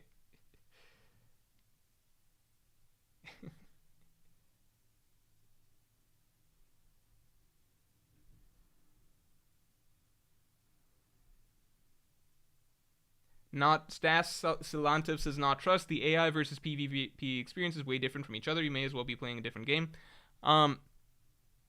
Maybe that's true. I think I know myself, but I also don't know what the actual experience is like of doing PvP in one of these FromSoft games.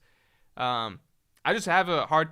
I feel like I would know my guess is basically I could beat Pontiff after struggling for a long time, and what would be in the back of my head would probably still be, I beat this fucking AI, but I want to go fucking fuck up some humans or something like that. Like that's more satisfying than beating this AI thing. That's pretty much it. Okay, let's talk about this.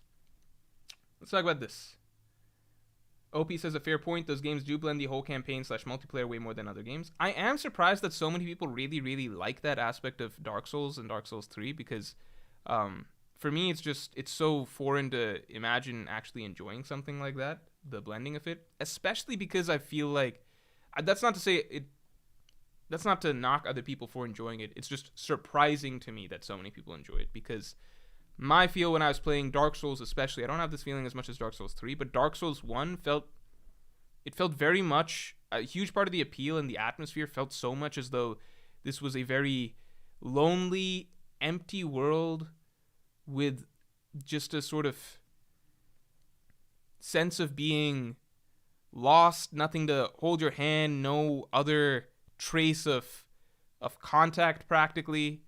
Besides occasional people like a fucking blacksmith or something like that. You know, you run into people like NPCs and stuff, but it is generally few and far between. I really did feel like stranger in a strange land traveling this empty, dying, fading world, and I feel like a lot of that would be lost if I'm seeing just evidence or you know, random shit or messages and stuff of other people just running around and doing shit, for me personally. Anyway. Joe Mama says, what about Solaire Morj? I kill most NPCs. I haven't been killing any NPCs in Dark Souls 3. I've not killed any NPCs in Dark Souls 3. But in Dark Souls 1, I killed most every NPC unless they could do something like they were a merchant or a blacksmith. But Solaire I killed early on and I just stuck on that trend. But I haven't killed any NPCs in Dark Souls 3. Dark Souls 3 does feel as though the NPCs are more, I don't know, they seem a little more story related, I suppose. I don't know how to put it. They seem a little bit more, it feels a bit more as though the game is trying to craft a bit of a communal storyline with you and the NPCs, I guess, because I ran into, where was it? Like the Road of Sacrifices, I ran into two characters who were supposedly on the same quest as me. I don't really remember that being a thing in Dark Souls 1. I don't know. I don't want the messages, though. Okay.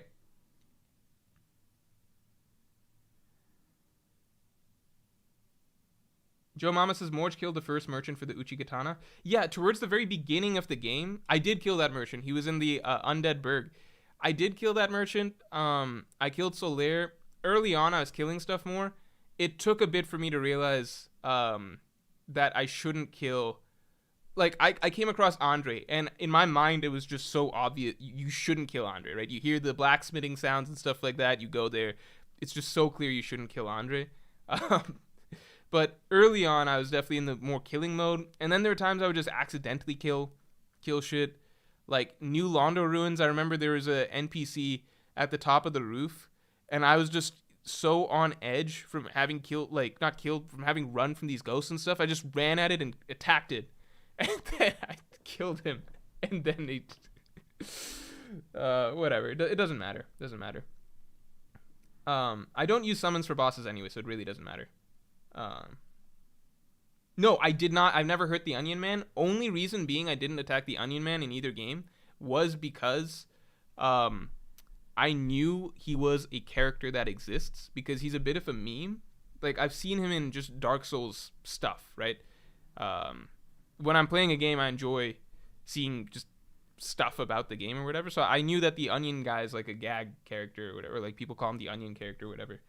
So I knew I shouldn't kill this guy. He's funny or whatever. Anyway, let's talk quickly. About everything here, because this is pretty insane, right? We got a lot of shit to see. How many chapters left in One Piece? 150 to 200 around, right? So, in that span of time, assuming that Oda doesn't just suddenly decide to wrap up the story and forget about a bunch of shit, we are going to learn what sword is. This, you know what's crazy? These are all basically guaranteed great chapters, right? Everything here in the big stuff that has to be revealed column, can't even call it a column because it's so big, Uh, Everything that's in here is set to be a major chapter every time we get it, right? And some of these are probably going to take place over multiple chapters. So these are, what is this, like 40 guaranteed amazing chapters? Not to mention stuff we don't yet know, the crazy fights and things like that. This is pretty insane, right? The expanses, are you playing the DLCs? They're really good. Yeah, I paid for the DLCs, but I haven't gotten to them yet. What I've done so far was, the thing I just finished was, I've done Aldrich. Abyss Watchers. If we're going by cinders, right? Abyss Watchers, then Pontiff and Aldrich, then Yorm, and then after Yorm, they make me fight this dancer, the Boreal dancer. I had to look up where to. She killed me, so I had to look up where to find her again. Because I was like, what the fuck was that? What is the deal? And they're like, oh yeah, you just have to go to fucking Lothric Castle. I'm like, why the fuck how would I know to do this? How would I know to? I don't know. But anyway, I went, killed her yesterday. She was difficult. Not as difficult as Pontiff in my opinion. And then, yeah, now I'm in the castle. I'm in the castle, I guess, basically. That's where I'm at. So I don't know how far I'm at, but I assume I'm about 75% because I did. No, it's weird because there's 5 thrones in the thing, right? So I guess I'm probably at like 60%. I don't know how far I'm in the game.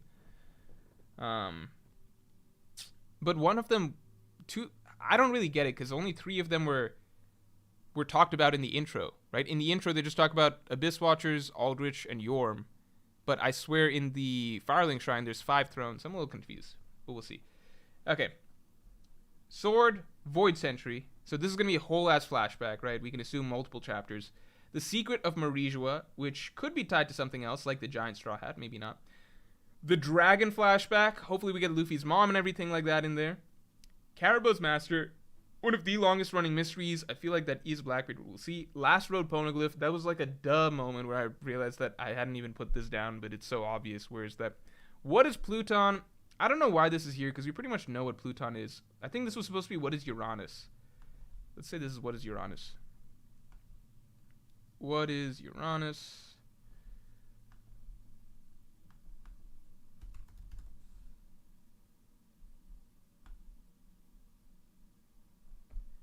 Why can't Blackbeard eat 2 devil fruits? What's up with his body? Why doesn't he sleep? Plus his sisters. I assume this is all in a big Blackbeard flashback.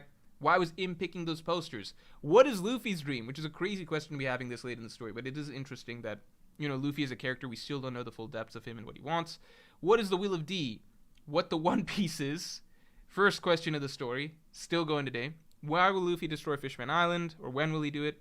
What is the mysterious power source that Vegapunk was talking about? What was the power source that allowed the robot to go up the thing? What happened with God Valley? So this is all hopefully a Rocks flashback.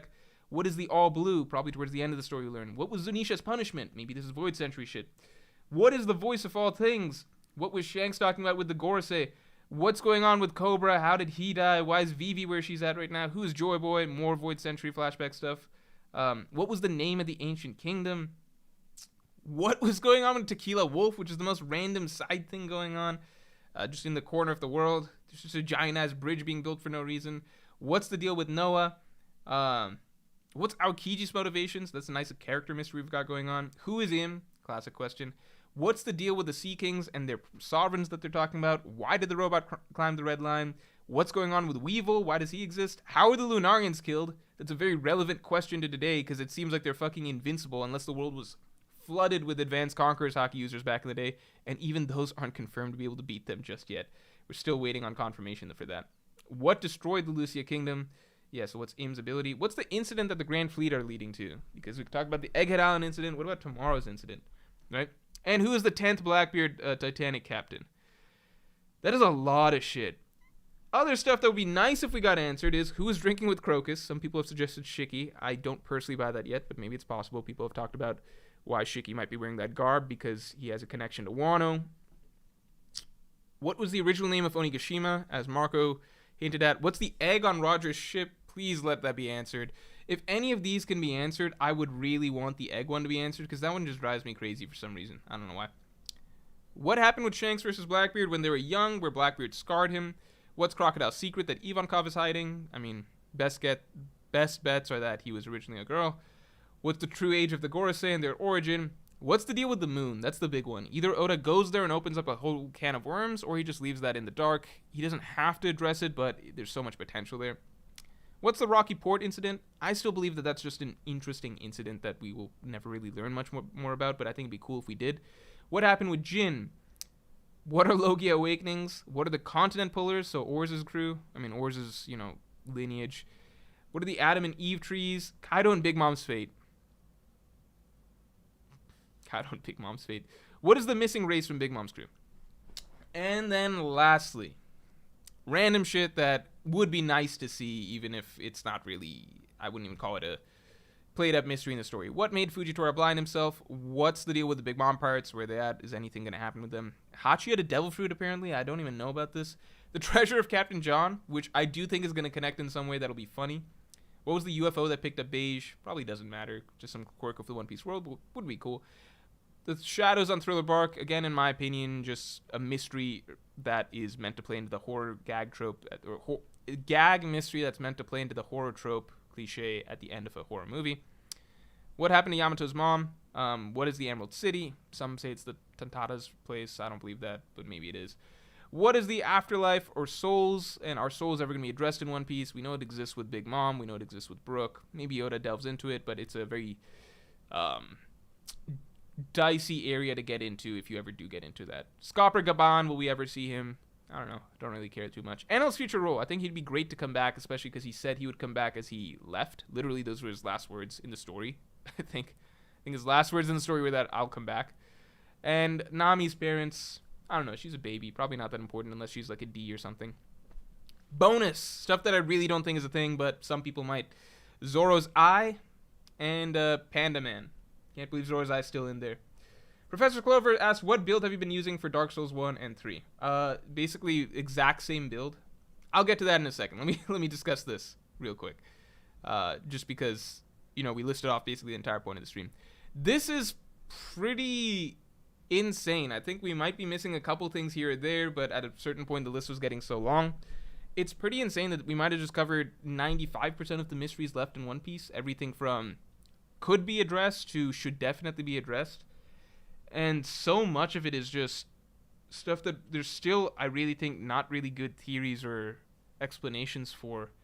So, I don't know. The final arcs of One Piece are going to be some of the most exciting week-to-week storytelling I think any of us will ever experience, probably. So, I don't know. This is pretty sick. And somebody, I forget who exactly, I have to go back and check, but somebody suggested I save this. And, I think it was Remix King, that I saved this so that next year we can go back and see if any new things have been checked off, and we know answers to certain things, and what new things have really been added. But, yeah. Cool stuff, everybody.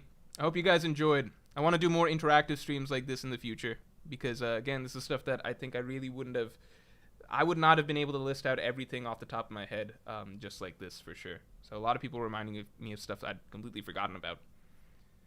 Okay, so the build I've been using is literally just pure dex, and I use the Uchigatana in both games. Dark Souls 3, I had a bit of a crisis for a while, because I wanted to use the Uchigatana again in Dark Souls 3, because I just enjoyed playing in Dark Souls 1, familiarity. You might be like, Morj, why don't you switch or whatever? I know dex builds are... I don't know why dex builds are made fun. Like, to me, that's more fun. But people are like, strength... You play strength if you're a chat or whatever. I don't know. For me, maybe it's because I'm coming off Sekiro. No, that's not even a good excuse. But I don't know. I just always have more fun in any game where I'm a faster character that can... Yeah, just like being a faster character that can... I want to feel mobile. I want to feel like I can do fast attacks and stuff like that. That's just more fun for me, personally. It also doesn't help that, if you're doing strength and loading up on heavier shit, you also move around slower, I'm pretty sure. So it's just... It makes travel worse, too. I like traveling as light as possible. So, I like dex. I like the Uchigatana in the first game. So, I started playing with the Uchigatana. Like, one of the first things in Dark Souls 3, I was going through the first couple levels and not really, or areas, and not committing to a weapon because I really wanted another katana. And then after a certain point, I just caved. I was like, where the fuck is the Uchigatana? I want a katana. I found out that the dude outside Firelink has it, so I went, difficult, but I killed him. Got my Uchigatana, and then I'm using it, and then I'm reading that the Uchi. I also read though that the Uchigatana is not as good in this game. So I went through a bit of a weapons crisis for a bit. Also around the time that Abyss Watchers was a thing, where I was just convinced that okay, Uchigatana isn't a good weapon. I should find another dex weapon that's better, but I don't know. There's no katanas that I could pick up early that seem appealing or whatever. I was, yeah, I don't know. I was just in a dex weapon crisis, so I don't know. And then people were saying the Sellsword Twin Blades are broke. You should use that. But then I was also reading that it makes the game too easy. And I'm not one of those people that's like, oh, I want the game to be hard, right? I'm not going to try and make it more difficult on myself. That's why I'm trying to find a better weapon than the Uchigatana. But at the same time, people were literally saying that, okay, you don't get a proper experience if you use the Sellsword Twin Blades. Plus, I didn't want to use two-handed weapon, or dual-wielding weapons. I wanted to use a katana. I don't know why. I just wanted to, right? So finally, I kind of just gave in. I'm just like, I'm sticking with the Uchigatana. Even if it's not good like it was in Dark Souls 1, it's probably still fine. And I've been using it ever since. I'm happy with it. I do know that there's a Chaos Blade that I can pick up at some point, but I don't think I'm there yet. So I do plan to start using that as well as soon as I get to it. But for now, I'm just like, okay, you know what? It's not a big deal. Just because it's not good like it was in the first game, I can still use it. So that's it. If I do these games again, I will probably try doing a different build, like strength or something like that.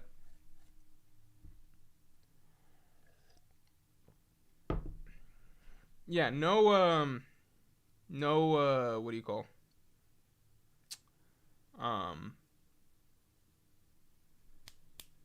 No spoilers, guys. No spoilers. We're gonna call the stream. It went on a bit longer than I thought. We'll call the stream in a couple minutes. Oh, I will say this. I will admit to this, which is I told you guys I was stuck at Abyss Watchers, right? So I did use the Sellsword Twin Blades to kill the Abyss Watchers. So, and after that I stopped because they were as strong as people said. They didn't get me a win against them easily, but that's because I was using them wrong. So I didn't realize that I'm stupid. I didn't real because I'd never used like dual weapons before. So I was just pressing right bumper R1, right? Which only does a hit with one of the I'm sorry. I was only doing that. And then after a bit, I was like, okay, I want to use both. And R2 uses both, but it's slow. So I kind of was just like, I guess R2 is correct. And I really did. So I did the whole Abyss Watchers fight with them. But I didn't really get why they were broken. Because I was able to use both of them, but it was just with this heavy slow attack. And then towards the end, I realized, wait, you can just use both of them quickly, right? Like you can use them in rapid succession if you're using the L button, right? L2 or L1, right? And then once I did that, it was a combination of things because I finally figured out what I'm supposed to be doing against the Abyss Watchers. And then around the same time, I also realized that I could be getting more damage out of the Sellsword Twin Blades. So after those two things, I was able to just finish them, right? But then after that, I was like, okay, what did we really learn? I think I could have done Abyss Watchers without those weapons. I didn't even use the weapons right for the most part. I did learn how to... Dark Souls 3 plays differently than Dark Souls 1, all right? It's different. The way the bosses work are different, in my opinion. Some of the bosses are very easy, but then some, like Abyss Watchers, Pontiff, Dancer, have been hard. Nothing as hard as Abyss Watchers, because Abyss Watchers had to learn kind of... Other bosses in Dark Souls 1 didn't do long combos, at least the humanoid ones, right? After Abyss Watchers, I was like, am I fucking crazy? I went back and watched videos of the Artorias fight. Artorias doesn't do long-ass combos.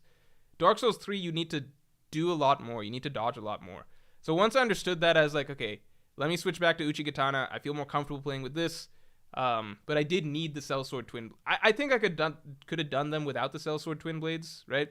But... most of it was learning and using... Most of them was learning, I don't know, I guess just relearning how to play, basically. Something about the Abyss Watchers just really didn't click with me for a long time, right? And then since then, I've been using the Uchigatana, and that's been good. So I'm happy with that. All right, guys.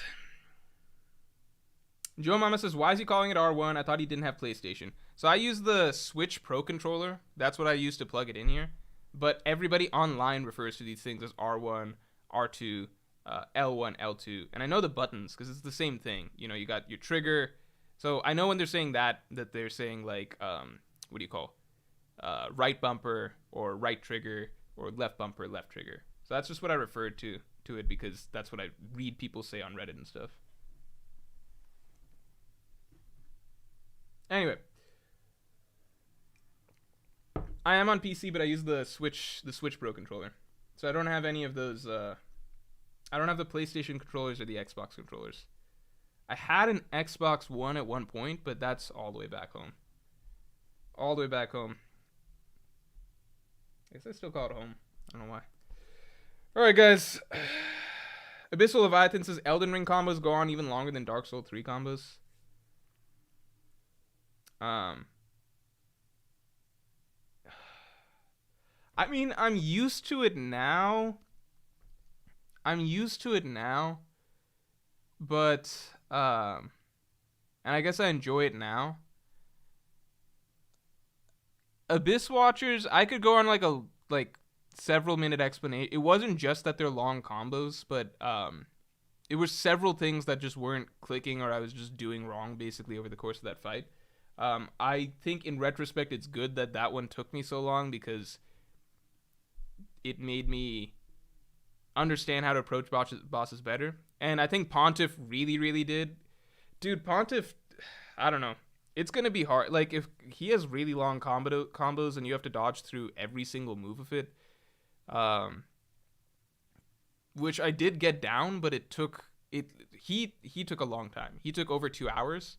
But I did get better at the game after that, and so I was happy that was such a challenge for me, I guess, because, yeah, it just was. And then the Dancer was way easier because I'd done Pontiff. So I imagine that future bosses in the game that are like that will be easier, but it is kind of it's just such a crazy step up, right? Like, if I compare Pontiff to Artorias, and Artorias is probably the hardest, like, humanoid swordsman type character that you fight in Dark Souls 1. So if I compare Pontiff to Artorias, again, Artorias just does like one or maybe, I don't remember exactly, but it's mostly just one-off attacks pretty much. And like one-off, you dodge that, you get a hit. Then he does another attack, you dodge, you hit. Like, he's not doing, maybe I'm under exaggerating in my mind or whatever, but that's how I remember it. And Artorias only took me, I died to him a few times or whatever, but it took me like 5 tries basically, right? This is a totally different game, right? You have to dodge so many times. Just to get one hit on Pontiff, you have to dodge 4 times basically for the most part, right? And he's got certain combos that do a lot of it. Like, I don't even know what the count was, but it was a lot of hits. So if Elden Ring's even more than that, I don't know. It's gonna be tough. Yeah, it's gonna be tough. We'll see. All right. Abyssal Leviathan says, wait until Nameless King. Not only are there long combos, you also got delays and mix-ups. Hype. I swear, I feel like Pontiff had delays and mix-ups, but maybe not. Maybe not. I mean, I do think I've gotten better, because, like, Dancer, again, was a lot easier. Dancer was a lot easier than Pontiff, basically, because I was just more ready to pick up on shit after that, basically. But Pontiff was definitely very hard. And the last thing I'll say is, how do I say this? Okay, I'll say this really quickly, just comparing Dark Souls to Sekiro. And I've decided I do want to do the Sekiro stream at some point, probably after I close Dark Souls, after I finish out Dark Souls 3, right? Because in retrospect, like, I think Dark Souls 3 is supposed to be really good for its bosses and combat, but I keep thinking, well, Sekiro, I really like the bosses and combat even more. Not to say I don't like Dark Souls 3, it's just different, but people say Sekiro is harder. The one thing that I think I was generally, I don't know if it's too, I haven't seen all the Dark Souls 3 bosses or whatever, but Sekiro, I did struggle a lot against certain bosses as well, probably just as much. None as much as Abyss Watchers, but as much as Pontiff, yeah, a few. But the difference for me with Sekiro was that with Sekiro, I think there were no bosses where I didn't know what to do. Almost no bosses. Some of them, the ones that took me the longest, were like Guardian Ape, where I was a little thrown as to how to approach this, or like Owl because he has all these weird tricks. But for the most part, like in any boss in Sekiro, like Genichiro, Ishin, Corrupted Monk, like the hard ones, right? You know what to do. You know what the game wants you to do to deal with whatever the enemy is throwing at you, right? You're supposed to deflect, right? You're supposed to deflect. If they're doing a sweep, you're supposed to jump. If they're doing a thrust, you're supposed to Mikiri counter. If they're doing a grab, you're supposed to dodge back. You know exactly what you're supposed to do for each thing. And in some cases, you are supposed to do, like, maybe dodge a little bit or reposition if someone's doing a jumping attack, so you dodge and then hit them or something. But for the most part, no matter what they're throwing at you, like some weird combos, weird shit or whatever attacks, you're just supposed to deflect it or do, like, there's three options really that you're supposed to do, right? Deflect, sometimes jump, sometimes Mikiri counter, sometimes dodge, right? But across the board, it's clear and it's very telegraphed, right? It'll literally give you like a big kanji sign as to what you're supposed to do. So you're kind of given a very tight box of options that you're supposed to do. With Dark Souls 3, I'm not saying that the bosses are harder, but I think there's more of a figuring out period. How do I say this? In Sekiro, basically, you know what you're supposed to do to counter anything they do. You just need to learn the patterns of what they do, right? In Dark Souls 3, you don't know, I think with certain bosses, maybe it's just me, but you don't quite know what you're supposed to do for certain attacks, right? So what I mean is basically there were certain attacks that Pontiff would do, right? Where, you know, you could say, oh, you're always supposed to roll, but the direction you roll matters, right? If you roll to the right or something, then it turns out it's a spin attack, it's still going to hit you, right? So you need to learn certain additional things, I think, with each boss in Dark Souls 3, whereas with Sekiro, it's like, it doesn't matter if it's a fucking spin attack they're doing,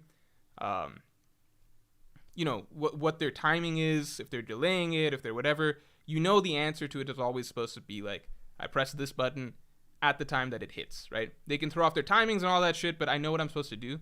With Dark Souls 3, I like, there's certain things where it's just like, you need to do trial and error first, I think, to learn what direction you're supposed to roll, whether it's smart to roll through everything in a combo, or whether you should just stay back for the first 2 hits and then just try and roll through the next one or something like that, because stamina is a thing and stuff like that. I think there's more question marks in a lot of this, in a lot of it, right? And that makes the learning. Yeah, that's basically it, right? That's basically it. I think that's the simplest way I can put it, which is why maybe, yeah, that's basically it. Which is why I think that's partly why Abyss Watchers took so long. The fire dude in Abyss Watchers, he does several attacks where it's like, it's not just, okay, I'm supposed to roll. If you roll in a certain direction, the fire will hit you, right? If you roll in another direction, right, you'll probably avoid the fire, but you're not going to be in a position to hit him and stuff like that, right? So you need to kind of learn extra things. It's not just like learning his patterns and timing a roll. You need to learn what specific stuff you're supposed to do in response to their patterns. So it's just an extra layer of figuring stuff out. Again, whereas Sekiro, the game tells you exactly what you need to do for every situation. You know what you need to do for every situation, right? It's just about then learning their timings, their patterns, and stuff like that. And you already know the correct answers to it as soon as you figure it out, right? But Dark Souls 3, you need to figure out all of the stuff they're doing, and then you're also simultaneously figuring out what you're supposed to do in response to it. So that's pretty much it. I'm not saying Dark Souls 3 is harder, but maybe that's why, for me, as a completely noob player, I think I had less, I never felt like, I don't know. I don't know which is harder. I don't know which is harder. But I think they have different challenges. I think Sekiro had harder execution, but you never didn't know what the answer was. You get what I'm saying? Dark Souls 3, there are times I don't know what the answer is to moves till I've experimented enough and learned what the answer is. That's it. Jaquan Butler, thanks a lot. Sheesh, your hair's on fleek, fam. Bussin' no cap on gam. Thanks, I appreciate that a lot.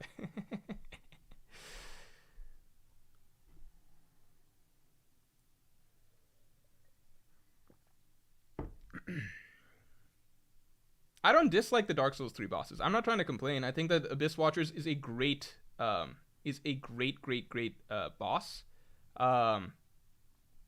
yeah, I think Abyss Watchers is a great boss. It's not it's not the game's fault that I was confused by it for a long time, and I tried out different strategies.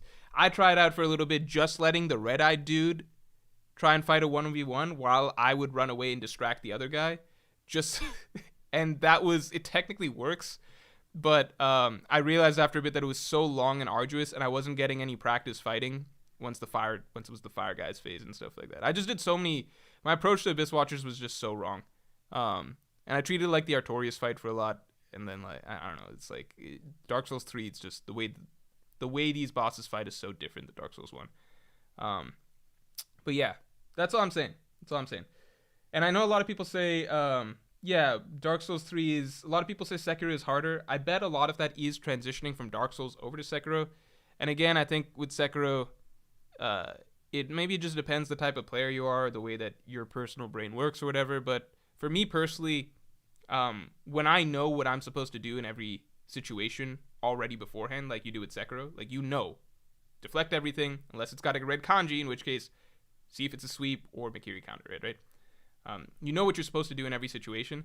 So then it's just figuring out the patterns of the opponent, what they're doing with their timings, when they're pulling out certain combos, or what their combos are and stuff like that, right? Dark Souls 3, you don't know what you're supposed to do in every situation. Sometimes you're supposed to roll. Sometimes there'll just be too many attacks to roll. Like Dancer of Boreal Valley, she had certain attacks that you would just... She's spinning so much, you can't just roll through everything, so you learn you have to take some steps back, let her run herself out a bit, then roll through the last attacks and stuff like that. But yeah, stamina is a limited thing. Direction you roll matters. You need to figure out your correct responses too, right? You need to figure out what they do, and then what your correct responses are. Sekiro, it's like you just need to figure out what they do, because once you figure out what they do, you already know what the correct responses are. That's pretty much it. That's my take. All right, guys.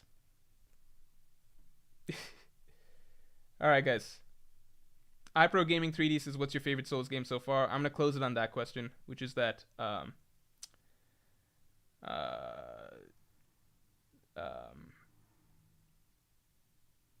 oh wait, one more thing I'll mention this just because people are comparing, right? Sekiro's bosses, right? Their combat and stuff. People don't talk about Dark Souls difficulty in terms of the areas. Dark Souls has the hardest areas compared to Sekiro, Dark Souls 3 by far. It's just that the bosses are way, way, way easier. Sekiro's bosses and Dark Souls 3 bosses, every Sekiro boss is hard except for the gimmick ones like folding screen monkeys. Dark Souls 3 has a mix. So I'd still say Sekiro bosses, I'd still say even from my perspective, Sekiro is harder than Dark Souls 3. It's just, Abyss Watchers is like an outlier in that for some reason that took me longer than any other boss in any of these games. But in general, I think Sekiro is harder than Dark Souls 3. I have not gotten to the hardest Dark Souls 3 bosses yet, right? But Dark Souls 3 has some very easy bosses and a few particularly difficult ones so far. Sekiro, I'd say, even the easier bosses like Corrupted Monk still took me a good while. Like, I'd say Corrupted Monk, which is one of the easiest Dark Souls bosses, was like the same difficulty as Dancer of Boreal Valley, which is like one of the hardest Dark Souls 3 bosses so far. However, I've not gotten to the hardest Dark Souls 3 bosses yet, so I don't know. I can't say for certain. By the end of Dark Souls 3, maybe I think that it has more hard bosses than Sekiro. I don't know yet, right? But the reason I'm more thrown by Dark Souls 3's difficulty is just because I already beat Dark Souls 1, and I just thought I thought that this game would be a lot easier for me. You know what I mean? Like, I didn't expect to be challenged like this. I didn't expect like Pontiff again took me over 2 hours, right? I never thought that anything until maybe like the final stuff would take me over 2 hours in Dark Souls 3, any bosses, because I was just like, I already beat Dark Souls 1, right? And people like in Dark Souls 1, they hype up like Ornstein and Smough or Artorias is so hard. So I'm like, how the fuck am I playing this game that's just a sequel and I still feel like a fucking noob? I don't know. Like, again, I can get through a lot of this stuff a lot easier, right? Especially areas and stuff, and a lot of the gimmick easy bosses and stuff, like the dude with the bracelets or the deacons or the crystal sage and lots of, like, or Volt or whatever. Like, a lot of the bosses have been easy, but Abyss Watchers for some reason took me a really long time. Pontiff took me over 2 hours. I still find, like, I'm just surprised I'm still finding this game difficult, and clearly the bosses are way harder than Dark Souls 1. And I'm surprised that I'm finding some of the bosses comparable to Sekiro bosses, and I'm not even at the final parts of the game yet. That's it. Remix King asking a NBA question because we're basically at the end of it. Um, because we're basically at the end of it. I'll answer this, and then that's basically it. MVP race, I don't really care. I haven't watched enough basketball that I would even have this year that I would even have an opinion that has any merit. I've only seen scores and like win records and stuff like that. I would rather Embiid or Giannis get it just so that I don't have to hear this whole Jokic narrative. Because, like, dude, I don't think the Nuggets are, like, going to win the championship or anything this year. I think that there's even a potentially devastating route for them this year where if the Lakers end up being the 8th seed, right, if they win their play-ins and stuff like that, and the Nuggets are the 1st seed, dude, the Lakers now are, once they've got LeBron back and everything, they're not a bad team. They could upset the Nuggets. And in which case I'll feel so bad where I have to hear Jokic just get roasted and destroyed for God knows how long, like a full another year, for having won 3 MVPs that he doesn't deserve. And so it's like, dude, poor dude. He's a really good player. He's like clearly one of the best players of this generation. Clearly has done so much to carry his team and stuff. Clearly deserving of an MVP if he gets it. It's just that there are other players that are also deserving of MVP, right? So it's like, it would just be this weird bad luck where, you know, he just gets, you know, it's not his fault that he's doing so well and his team's winning and stuff, and it probably won't be his fault if his team loses to the Lakers or something in the first round. It's just the narrative is going to be so bad. So I'm like, let the dude catch a break by him not winning MVP this year. He doesn't need that, right? He doesn't need a 3rd MVP. Let Embiid get it. Let Giannis get it. Just let it go. I think that's all I want. Let Embiid get it. Embiid getting his first one would be cool. I generally have a negative opinion of Embiid as a player overall because I think that it's funny that Jokic gets roasted for some of his playoff stuff when if you look at his playoffs, you know, what Jokic has done in the playoffs is actually generally really, really good. He had one first-round loss last year to the Warriors who won the whole thing, and that was when he had nobody on his team. That was not his fault, right? So he lost that, not his fault at all. But then on the flip side, he's done some crazy stuff, like beating the Clippers, right, down 3-1 and everything like that. Like, pretty sure the Blazers, he's had some really, really good series. He's been good in the playoffs. Whereas Embiid is legitimately shat the bed in the playoffs multiple times, right? Even just going back to last year, like, he didn't have a better playoffs than Jokic. It's like they did about the same. And Embiid has, I've been on the train of being hyped for the 76ers many times before this. And being hyped for Embiid because I've wanted Embiid to be good many times before this. I just lost hope for the dude, and I started to believe that he's just not going to put it together in the playoffs. So I don't know where this weird... I think it's because he hasn't won MVP yet, so he doesn't have the same standards put on him. But I don't get with this narrative like, fuck Jokic, he does poor in the playoffs. It's like, dude, Jokic has done better than Embiid in general. And Embiid literally... like... Embiid has had stacked-ass teams in the playoffs. You guys remember the Embiid, Butler, Tobias Harris, Ben Simmons 76ers, and JJ Redick? And this was when Ben Simmons was still good. Like, he was still considered good. Like, Jimmy Butler, Embiid, like, that whole team. And they lost to basically just Kawhi, because the rest of the Raptors were terrible that series. They lost to basically just Kawhi, which was just embarrassing. Just Kawhi. That's really bad. I mean, I think literally the next year, Jokic goes and beats Kawhi with a much worse team, while Kawhi had Paul George. I don't know. I think that in terms of playoff stuff, Jokic is clearly better. Maybe Embiid proves that wrong this year, because maybe Embiid's taken another level, but I've just been consistently disappointed with Embiid, so I think he always gets overrated, in my opinion, a little bit, because people just forget when he does bad in the playoffs. But I think it'd be cool if he wins the MVP. And maybe he's taken another step forward, so maybe he does better this year or something in the playoffs. Maybe the 76ers win the whole thing, and I eat my words. I don't know. I'd be cool with a change-up. And then Giannis, I think, is never a bad pick for MVP. That's it. All right, guys. That's it for this stream. Very long stream. Thanks for tuning in, everybody, and I'll talk to y'all later.